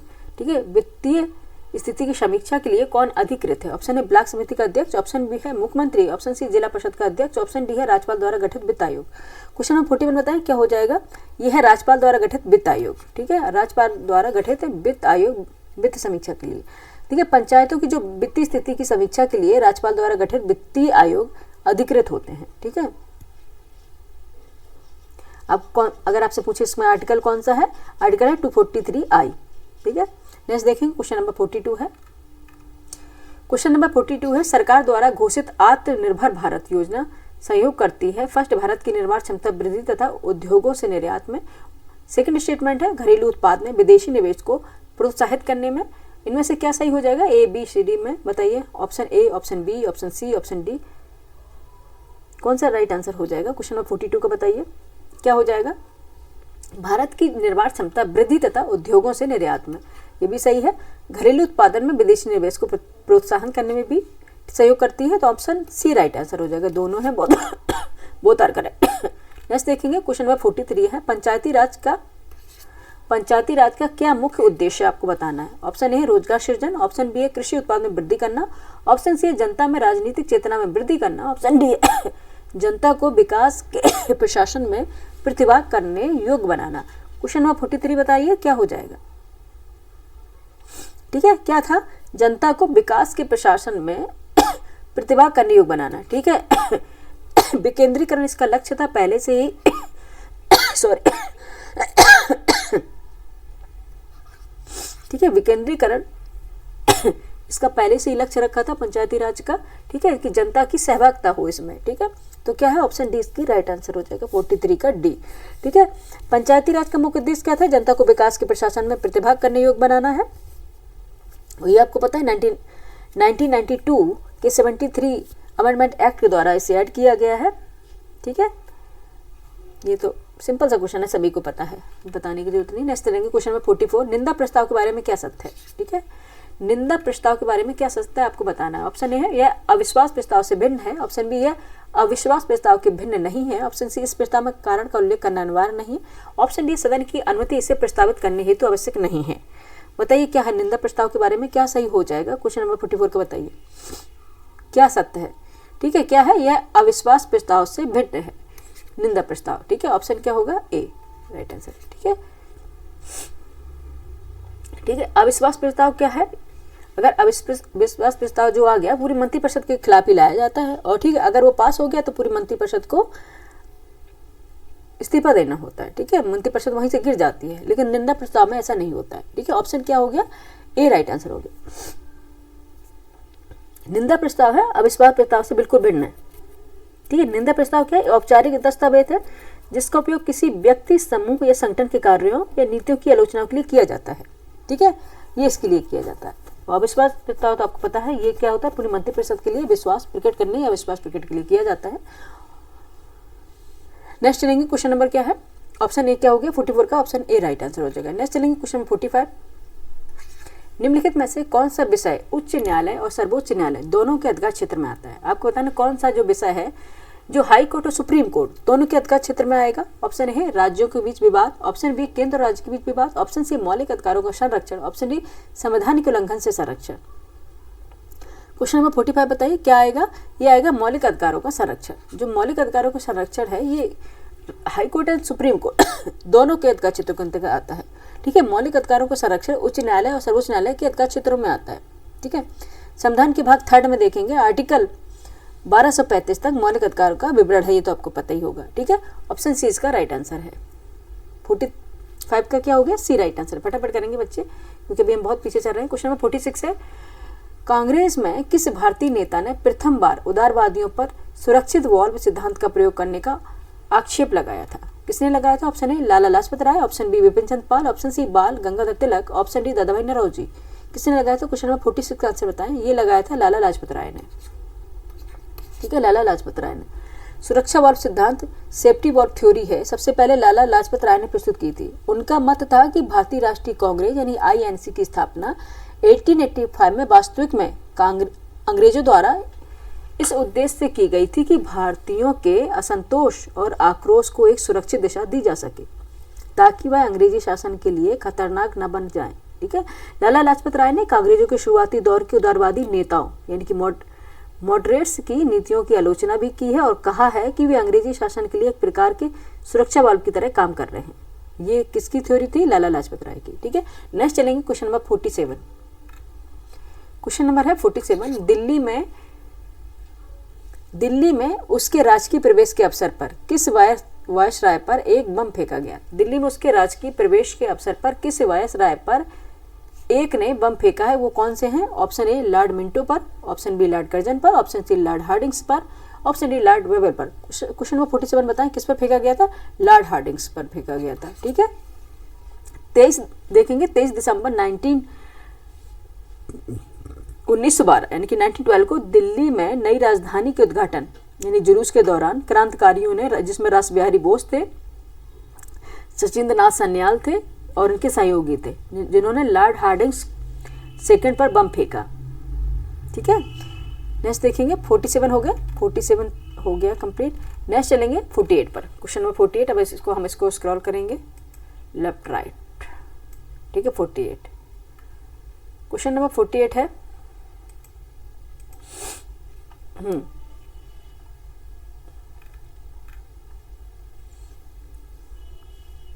क्वेश्चन नंबर 48 पूछा गया है 1911 में कैलिफोर्निया विश्वविद्यालय में भारतीय दर्शन शास्त्र के प्रोफेसर बनने का किसे अवसर मिला था? ऑप्शन है वीरेंद्र नाथ चट्टोपाध्याय को, option B Sohan Singh Bhakna, option C Hardayal, option D है श्यामजी कृष्ण वर्मा। क्वेश्चन नंबर 48 का आंसर बताएं फटाफट क्या हो जाएगा? किसे मिला था? ये लाला हरदयाल को मिला था। ठीक है, लाला हरदयाल को मिला था। ऑप्शन सी राइट आंसर हो जाएगा। ठीक है, लाला हरदयाल इन्होंने इंडियन इंडिपेंडेंस लीग और यंग इंडिया एसोसिएशन की स्थापना की थी। ठीक है, किसकी स्थापना की थी? इंडियन इंडिपेंडेंस लीग और यंग इंडिया एसोसिएशन की स्थापना इन्होंने की थी। ठीक है, 1913 में सैन फ्रांसिस्को में गदर पार्टी के गठन में इनकी भूमिका रही है। ठीक है, इस पार्टी ने अपनी जो पत्रिका थी गदर, जो हिंदी, पंजाबी और उर्दू में प्रकाशित होती थी, इसके माध्यम से भारतीय स्वतंत्रता का संदेश से विश्व भर में फैलाया था। ठीक है, 4 मार्च 1939 को इनका निधन फिलाडेल्फिया जो अमेरिका में है हुआ था। ठीक है, किसका? हरदयाल, लाला हरदयाल का। ठीक है, जन्म हुआ था 1939, जन्म 14 अक्टूबर 1884 को दिल्ली में हुआ था इनका। ठीक है, नेक्स्ट देखेंगे क्वेश्चन नंबर 49। इतना डेप्थ में बताने की जरूरत नहीं है। Question number 49।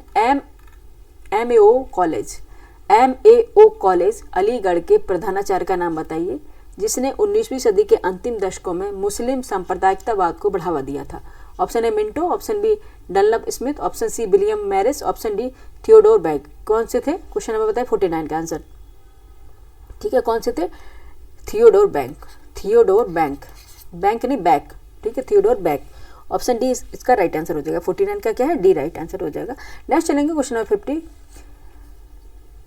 क्वेश्चन नंबर 50 है द यंग इंडिया एक राष्ट्रीय पत्र को प्रारंभ किया था, किसने किया था? Option Mahatma Gandhi, option be Annie Besant, option D बाल गंगाधर तिलक, ऑप्शन डी मौलाना अबुल कलाम आजाद। किसने किया था? क्वेश्चन नंबर 50 का आंसर बताइए। ये किया था यंग इंडिया जो समाचार पत्र था, इसका प्रकाशन महात्मा गांधी ने 1919 में प्रारंभ किया था। ठीक है, किसने किया था? महात्मा गांधी जी ने 1919 में प्रारंभ किया था और ये अंग्रेजी भाषा में होता था।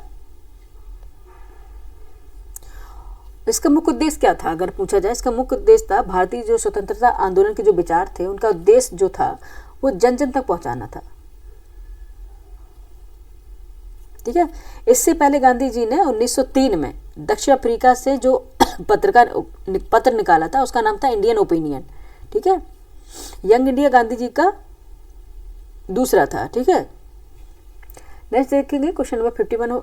आंसर क्या हो गया? ए हो गया। 51 पे देखेंगे मैजिनॉट रेखा किस देशों के बीच विद्यमान है? मैजिनॉट रेखा किन देशों के बीच विद्यमान है? ऑप्शन ए फ्रांस एवं जर्मनी, ऑप्शन बी यूएसए एवं Canada, option C Namibia Angola, option D South Korea एवं नॉर्थ कोरिया। क्वेश्चन नंबर 51 का आंसर बताएं क्या होगा? ठीक है, ये किसके बीच है? मैजिनॉट रेखा है, मैजिनॉट लाइन है, फ्रांस और जर्मनी के बीच है। ठीक है, फ्रांस और जर्मनी के बीच स्थित है। एक प्रसिद्ध जो रक्षात्मक रेखा है ये, इसका निर्माण फ्रांस द्वारा प्रथम विश्व युद्ध के बाद विशेष रूप से 1930 के दशक में जर्मनी के संभावित आक्रमण से अपनी पूर्वी सीमा की रक्षा के लिए किया गया है। ऑप्शन ए इसका राइट आंसर है। ठीक है, नेक्स्ट चलेंगे क्वेश्चन नंबर है 52। हॉर्मुज जल डमरू मध्य जोड़ता है, ठीक है। हॉर्मुज जल डमरू मध्य यानी कि वाटर स्टेट जोड़ता है। ऑप्शन ए लाल सागर से अदन की खाड़ी, ऑप्शन बी पर्सिया की खाड़ी से ओमान की खाड़ी, ऑप्शन सी लाल सागर से हिंद महासागर, ऑप्शन डी मेडिटेरियन सागर से लाल सागर। बताइए क्या हो जाएगा आंसर? है हॉर्मुज जल डमरू मध्य है, हॉर्मुज स्टेट है, ये ईरान ओमान के बीच स्थित है, आपको पता है। और फारस यानी कि पर्सिया की खाड़ी को ओमान की खाड़ी या फिर अरब सागर से जोड़ता है, ठीक है। आंसर क्या हो जाएगा? पर्सिया की खाड़ी को ओमान की खाड़ी से जोड़ता है। Option B is the right answer, ठीक है। 52 का क्या हो जाएगा? Option B is the right answer of this question. Next देखेंगे, नेक्स्ट क्वेश्चन आएगा 53। ग्राउंड जीरो क्या है?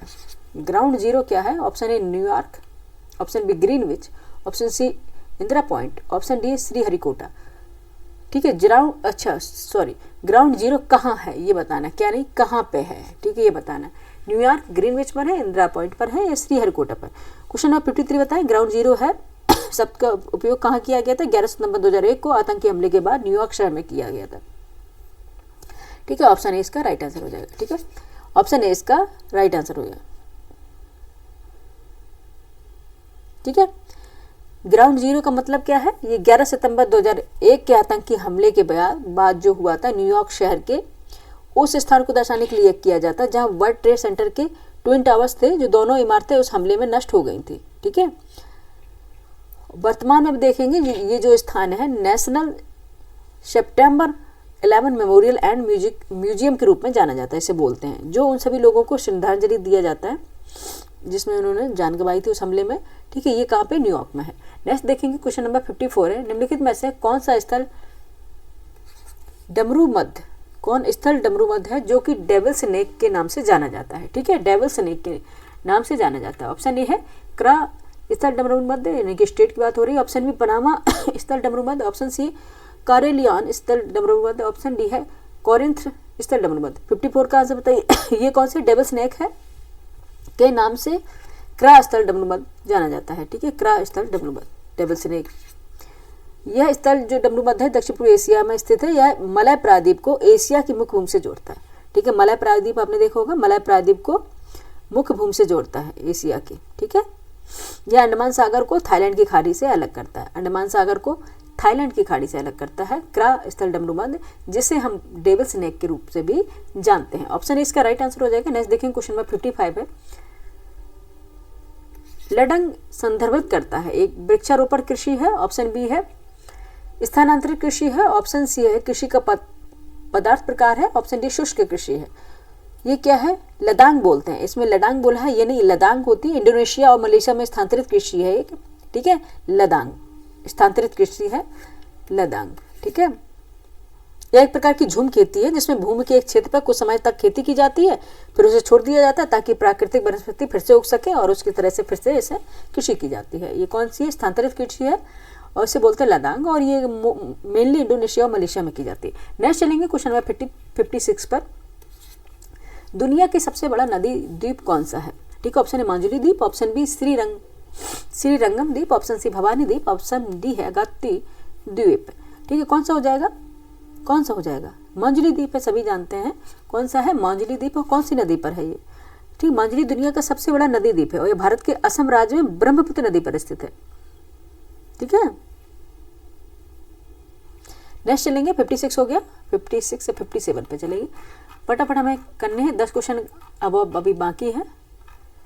57 है ना, क्वेश्चन नंबर 57, भारत के सबसे बड़ा द्वितीय नदी बेसन है, ऑप्शन ए नर्मदा नदी बेसन, ऑप्शन बी महानदी नदी बेसन, ऑप्शन सी गोदावरी नदी बेसन, ऑप्शन डी कावेरी नदी बेसन। कौन सा सबसे सेकंड जो नंबर पर है भारत का सबसे बड़ा सेकंड नदी बेसन कौन सा होगा, आपको बताना है। क्वेश्चन नंबर 57 का आंसर, भारत का सबसे बड़ा जो सेकंड नदी बेसन गोदावरी नदी बेसन है, ठीक है। कौन सा है? गोदावरी नदी बेसन है, ठीक है। गंगा के बाद गोदावरी भारत की दूसरी सबसे लंबी नदी है, याद रखना। इसका बेसिन भारत के लगभग 10% क्षेत्र को कवर करता है। नेक्स्ट चलेंगे, क्वेश्चन नंबर है गंगा के बाद। नेक्स्ट देखेंगे क्वेश्चन नंबर 58 है, निम्नलिखित में से कौन सा अलकनंदा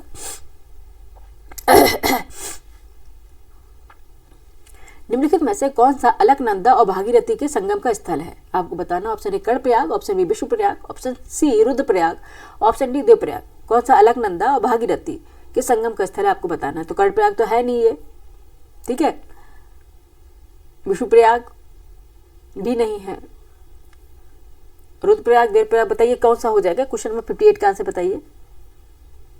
ठीक है, कौन सा हो जाएगा, देवप्रयाग होगा। ठीक है, कौन सा होगा, विष्णुप्रयाग तो धौली गंगा है वहां पे है। ठीक है, कौन सा हो जाएगा, देवप्रयाग। देवप्रयाग उत्तराखंड के पंच प्रयाग है, यार ये 5 पवित्र जो संगम है नदियों के, उसमें से एक है। ये क्या होता है, अलकनंदा नदी और भागीरथी नदी जब मिलती है तब क्या होता है, गंगा नदी का निर्माण होता है। अरे जुकाम होने से पता बोलने में बड़ी दिक्कत होती है।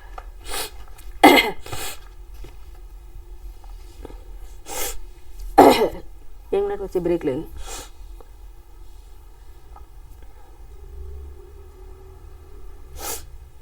क्या आंसर हो जाएगा, डी हो जाएगा राइट आंसर। ठीक है,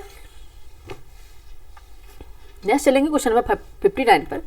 भारतीय क्षेत्र में भारतीय क्षेत्र में 2 ज्वालामुखी द्वीप हैं। ठीक है, ज्वालामुखी जो आइलैंड्स है वो आपको बताना। ऑप्शन ए बितरा एवं कवरत्ती, ऑप्शन बी कवरत्ती एवं न्यूमूर, ऑप्शन सी पंबन द्वीप जिसे बोलते हैं बैरन, ऑप्शन डी नारकोंडम एवं बैरन। बताइए कौन सा है, क्वेश्चन नंबर 59 का आंसर बताएं, फटाफट बताएं जल्दी से, जिससे हमारा फटाफट काम हो जाए। 59 का क्या हो जाए, नारकोंडम और बैरन। कौन सा है, नारकोंडम एंड बैरन। ठीक है, भारत क्षेत्र में जो 2 ज्वालामुखी द्वीप है, नारकोंडम बैरन। बैरन द्वीप है भारत का एकमात्र सक्रिय ज्वालामुखी है, एक्टिव वोल्केनोस है, और अंडमान निकोबार द्वीप में ये स्थित है। अंडमान निकोबार आइलैंड है वहाँ पर स्थित है। नारकोंडम जो आइलैंड है यह भी अंडमान निकोबार द्वीप समूह में स्थित है। यह क्या है, सुप्त ज्वालामुखी है, यानी कि डोरमेंट है। ठीक है, सुप्त ज्वालामुखी है। नेक्स्ट देखेंगे क्वेश्चन नंबर 60 पर, देखते हैं क्या आंसर हो जाएगा। मेरठ में किस आइटम की शिल्पकला, ठीक है, मेरठ में किस आइटम की शिल्पकला को जीआई टैग मिला है। ठीक है, ऑप्शन ए संगीत उपकरण, ऑप्शन बी खेलकूद, option C laddu, option D कैंची। क्वेश्चन नंबर 60 का आंसर बताएं फटाफट, क्या हो जाएगा, कैंची को मिला है। ठीक है, कैंची यानी सीजर को मिला है। मेरठ की कैंची को 2013 में जीआई टैग मिला है और मेरठ को भारत के प्रसिद्ध कैंची क्लस्टर के रूप में जाना जाता है। मेरठ अपने खेलकूद के सामान के लिए भी प्रसिद्ध है। ठीक है, मेरठ।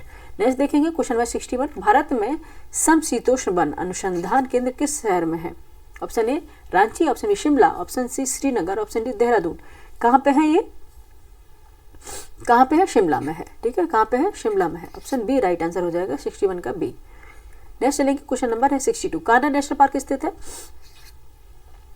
कान्हा नेशनल पार्क स्थित है ऑप्शन ए असम में, ऑप्शन बी उत्तराखंड में, ऑप्शन सी मध्य प्रदेश में, ऑप्शन डी महाराष्ट्र में। कहाँ पे, एमपी में है। ठीक है, कहाँ पे, एमपी में है।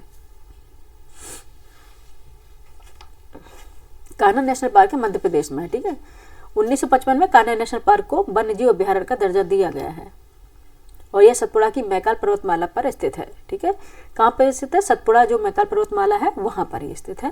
नेक्स्ट करेंगे क्वेश्चन नंबर है 63, लोकटक है, लोकटक है, लोकतक नहीं है, लोकटक एक है, क्या है, झील है। ठीक है, सिंपल सा क्वेश्चन है। लोकटक क्या है, एक झील है। लोकटक पूर्वोत्तर भारत की सबसे बड़ी मीठे पानी की झील है जो मणिपुर राज्य में स्थित है और अपने तैरते हुए द्वीप यानी फुमडी के लिए प्रसिद्ध है। ठीक है, केवल लामजाओ नेशनल पार्क जो स्थित है इसी झील पर तैरता हुआ है। ठीक है, कौन सी झील है, लोकटक झील। ठीक है, और कहाँ पे स्थित है, अच्छा हम यहाँ पे लिख दें, कहाँ पर स्थित है, मणिपुर में। ठीक है, मणिपुर में स्थित है।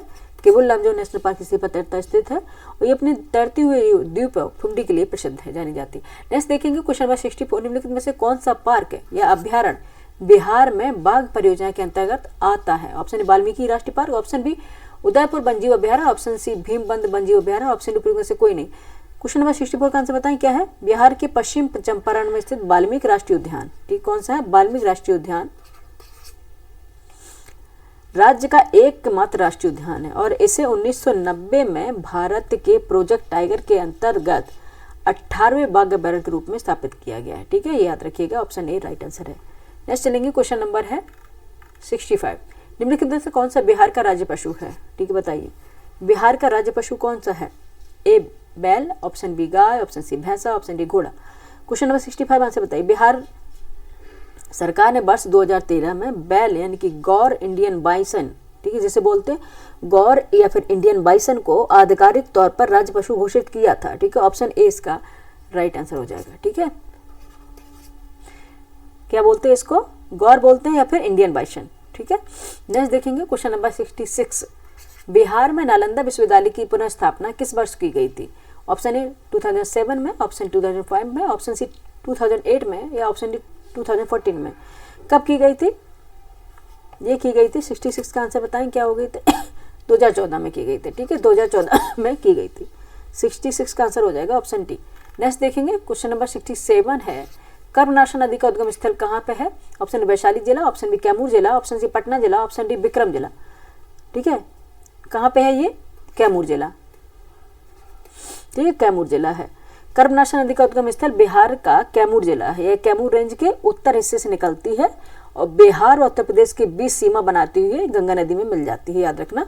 नेक्स्ट देखेंगे 68। ठीक है, अब इसको हम स्क्रॉल करेंगे पहले।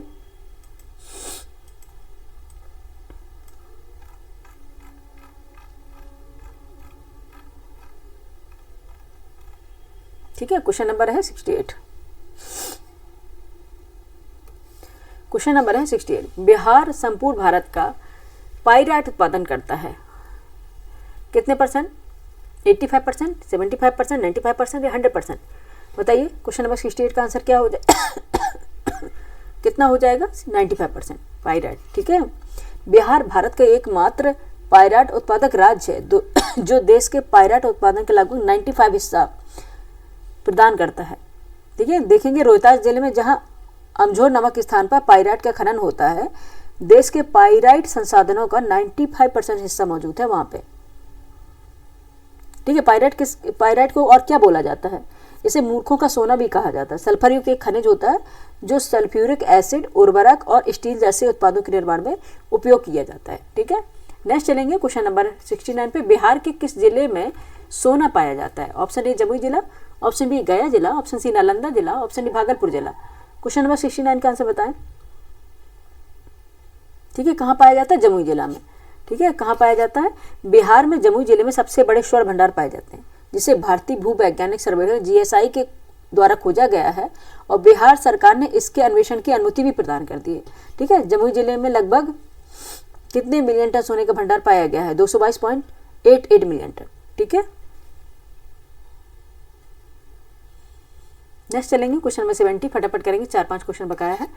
बिहार का अधिकांश भाग निम्नलिखित में से किस प्रकार की जलवायु के अंतर्गत आता है? क्लाइमेट किस प्रकार की पाई जाएगी? ऑप्शन ए उष्णकटिबंधीय सवाना, ऑप्शन बी उष्णकटिबंधीय मानसून, ऑप्शन सी गर्म एवं शुष्क, ऑप्शन डी गर्म एवं शुष्क मरुस्थल। बताइए क्वेश्चन नंबर 70 का आंसर बताएं। ठीक है, किस प्रकार की? उपोष्णकटिबंधीय मानसून। ठीक है, बिहार की जलवायु को उपोष्णकटिबंधीय मानसून, सब ट्रॉपिकल मानसून क्लाइमेट पाई जाएगी। ठीक है, देखेंगे जो बिहार में जो कर्क रेखा है, ट्रॉपिक ऑफ कैंसर 23.5 उत्तरी अक्षांश के उत्तर में स्थित है। यह स्थिति देखेंगे बिहार क्या है, उसे उपोष्णकटिबंधीय क्षेत्र में रखती है। ठीक है, बाकी इसको भी ऑप्शन बी होगा। ठीक है, कॉन्सेप्ट बताने की भी जरूरत नहीं है। 71 देखेंगे, हम एक लकड़ी के बक्से को 200 न्यूटन बल लगाकर उसे नियत वेग के फर्श पर ढकेलते हैं, सीमांत घर्षण बल कितना होगा? Option 200 newton, option 100 newton, option C 300 newton, option 400 newton. 71 का आंसर हो जाएगा 200 न्यूटन। ठीक है, इसको लगा के देख लीजिएगा एक बार। नेक्स्ट है 72। एक ट्रक विराम अवस्था में किसी पहाड़ी से नीचे की ओर निर्गत त्वरण से लुढ़कना शुरू करता है। वह 20 सेकंड में 400 की मीटर दूरी तय करता है। यदि ट्रक का द्रव्यमान 7 टन है तो इस पर लगने वाला बल कितना होगा? Option A 12,000 newton, option B 11,000 newton, option C 13,000 newton, option D 14,000 newton. कितना होगा? 14,000 न्यूटन होगा इसका। ठीक है, देखेंगे दूरी कितनी है? एस बराबर 400 मीटर और समय है टी 20 सेकंड। ठीक है, वेग कितना है? 0 मीटर प्रति सेकंड है। ठीक है, और इस पर क्या लगाएगा? फॉर्मूला कौन सा लगेगा? S equal to U T, S equal to U T plus, ओहो दोबारा हमने प्लस कर दिया, 1 मिनट, ये तो यूटी है। 1 मिनट बच्चे यहाँ पे फॉर्मूला लिखते रहे। फॉर्मूला कौन सा आएगा यहाँ पे? S equal T U T plus half eighty square. ओहो, मैं यही सोच रही थी कि ये ना हो जाए। हाफ 80 स्क्वायर, यहाँ पे 80 स्क्वायर। ठीक है, ये आएगा S equal to U two plus half 80 square. ठीक है, ये लगा के देख लीजिएगा, निकल के आ जाएगा। ठीक है, एस हो जाएगा समय की तय की गई दूरी है, एस इक्वल टू 400 मीटर हो जाएगा और समय 20 सेकंड है। प्रारंभिक वेग यू बराबर मीटर प्रति सेकंड 0 है। ये सारा इसमें फॉर्मूले में रख दीजिएगा, आंसर आ जाएगा। ठीक है, किस तरह से रख देना है, इसको रख देना 400 इक्वल टू यूटी कितनी है, 0 है। ठीक है, समय कितना है, 20 है, यू 0 है, मतलब वेग जो दिया गया समय 20 है, प्लस हाफ ए टी कितना है 20 स्क्वायर। अब इसको आप सॉल्व कर लीजिए। ठीक है, आ जाएगा। नेक्स्ट चलेंगे, क्वेश्चन नंबर है 73। किसी घर में एक महीने में ऊर्जा की खपत 250 यूनिट होती है तो कुल ऊर्जा जूल में होगी, कितनी होगी आपको निकालना है। ठीक है, कितनी होगी, ये होगी 9 × 10⁸ ऑप्शन सी राइट आंसर हो जाएगा। ठीक है, ठीक है, देखेंगे कि 1 यूनिट बिजली की खपत के लिए देखेंगे तो 1 किलोवाट घंटा के बराबर हो रही है, तो 250 यूनिट का मतलब है 250 किलो प्रति वाट। अब इस ऊर्जा को जूल में बदलना होगा तो 1 किलोवाट बराबर 3.6 × 10⁶ जूल हो गया। ठीक है, अब 250 किलोवाट जूल में बदलने के लिए हम इसे 3.6 × 10⁶ से गुणा करेंगे, मल्टीप्लाई करेंगे, उसके निकल के आएगा 250 किलोवाट इक्वल टू 250 × 3.6 × 10⁶ जूल। तो पूरा टोटल करके निकलेगा 9 × 10⁸ जूल। ठीक है, आंसर आ जाएगा हमारा सी। ठीक है, सी राइट आंसर हो जाएगा। नेक्स्ट चलेंगे 74। किसी माध्यम में ध्वनि की चाल अधिकतम होती है, ऑप्शन ए जल में, ऑप्शन बी स्टील में, ऑप्शन सी वायु में, और ऑप्शन डी है हाइड्रोजन में। किस में हो जाएगी, ठीक है, किस में हो जाएगी, 74 का आंसर बताइए। सभी जानते हैं स्टील में होगी। ठीक है, कहाँ पे, स्टील में होगी। ध्वनि की चाल माध्यम के घनत्व और प्रत्यास्थता यानी कि इलेक्ट्रिसिटी पर निर्भर करती है। इलेक्ट्रिसिटी नहीं, इलास्टिसिटी होती है ना, इलेक्ट्रिसिटी नहीं, इलास्टिसिटी पर निर्भर करती है। डेंसिटी एंड इलास्टिसिटी पर निर्भर करेगी। ठीक है, ध्वनि की चाल हमेशा देखें जो ठोस माध्यम अधिक होगी, द्रव में उससे कम होगी और गैसों में सबसे कम होगी। ठीक है, ये याद रखना है आपको। स्टील में सबसे होगी 5000 से 6000 मीटर प्रति सेकंड तक, जल में होगी 1400-1500 मीटर सेकंड तक, और हाइड्रोजन में 1280 मीटर तक, वायु में लगभग 343 मीटर। इसलिए हम देखेंगे स्टील में ध्वनि की चाल अधिकतम होगी। ठीक है, 74 का आंसर हो जाएगा बी। नेक्स्ट देखेंगे 75। आज हम 75 तक ही क्वेश्चन करेंगे। ठीक है, 75 है, मुक्त रूप से गिरते हुए पिंड की स्थितिज ऊर्जा लगातार कम होती जाती है। क्यों होती जाती है, ऑप्शन ए ऊर्जा संरक्षण सिद्धांत का उल्लंघन नहीं है, ऑप्शन बी ऊर्जा संरक्षण सिद्धांत का उल्लंघन है, ऑप्शन सी है गुरुत्वाकर्षण बल का उल्लंघन है, ग्रेविटेशनल फोर्स का उल्लंघन है, ऑप्शन डी गुरुत्वाकर्षण बल का उल्लंघन नहीं है। 75 का आंसर बताइए क्या है, ऊर्जा संरक्षण सिद्धांत का उल्लंघन नहीं है ये। ठीक है, ऑप्शन ए मुक्त रूप से गिरती हुई पिंड की स्थिति ऊर्जा लगातार कम होती जाती है, बिकॉज मुक्त ऊर्जा से गिरती हुई पिंड की स्थिति ऊर्जा में हो रही लगातार कमी ऊर्जा संरक्षण सिद्धांत का उल्लंघन नहीं करती, क्योंकि यह ऊर्जा गतिज ऊर्जा में रूपांतरित हो जाती है और पिंड की कुल यांत्रिक ऊर्जा संरक्षित रहती है। देखेंगे जो स्थिति ऊर्जा जितनी कम होगी उसकी गतिज ऊर्जा उतनी बढ़ेगी, जिससे कुल ऊर्जा क्या हो जाएगी, स्थिर बनी रहती है। ठीक है, 75 का आंसर हो जाएगा ए इसका राइट आंसर हो जाएगा। और 75 तक क्वेश्चन हम आज यहाँ करेंगे बिकॉज ऑफ, क्योंकि 75 क्वेश्चन पार्ट ए में हम कराए हैं। पार्ट ए में 75 क्वेश्चन है। ठीक है, पार्ट ए में 75 क्वेश्चन कराए थे और पार्ट बी में हम कल लेकर आएंगे जिसमें हम 75 क्वेश्चन कराएंगे। 150 क्वेश्चन इसमें पूरे हैं। ठीक है, तो बीपीएससी का आज ये पेपर कंप्लीट हो जाएगा। उसके बाद जितने स्टेट पीसीएस हुए हैं उनके पेपर करा देंगे, और एग्ज़ाम जितने भी अभी हो रहे हैं 2025 में कोई भी एग्ज़ाम सारे कर लेंगे हम लोग। ठीक है, तो आने वाले एग्ज़ाम के लिए हमें बहुत ज़्यादा हेल्प मिल जाएगी। ठीक है, ये क्लास आपको कैसी लगी ज़रूर बताइएगा। ठीक है, लाइक कीजिए, सब्सक्राइब कीजिए, शेयर कीजिए, जोड़िए लोगों को। ठीक है, और अगर आप कुछ और भी कंटेंट पढ़ना चाहते हैं, कुछ और टॉपिक पढ़ना चाहते हैं तो आप कमेंट करके बताइए। ठीक है, तब पता चलेगा कि आप ज्योग्राफी पढ़ना चाहते हैं। मोस्टली तो हम ज्योग्राफी के टीचर हैं, ज्योग्राफी ही पढ़ाते हैं। ठीक है, अकॉर्डिंग आपके व्यू के अकॉर्डिंग देखते हैं कि आप लोग क्या पसंद कर रहे हैं, उसी अकॉर्डिंग हमें अपना कंटेंट बनाना होता है। ठीक है, तो बताइएगा ये क्लास आपको कैसी लगी। बाकी आप लोग पढ़ते रहिए। ठीक है, आगे आने वाले एग्जाम के लिए, एसआई की एग्जाम के लिए, ठीक है, जो एसआई एग्जाम दे रहे हैं और फिर जो पीसीएस दे चुके हैं उनका प्री होने वाला तो मेंस के लिए पढ़ेंगे, और आरओ का मेंस का जो दे रहे हैं उनके लिए। ठीक है, थैंक यू फॉर वॉचिंग।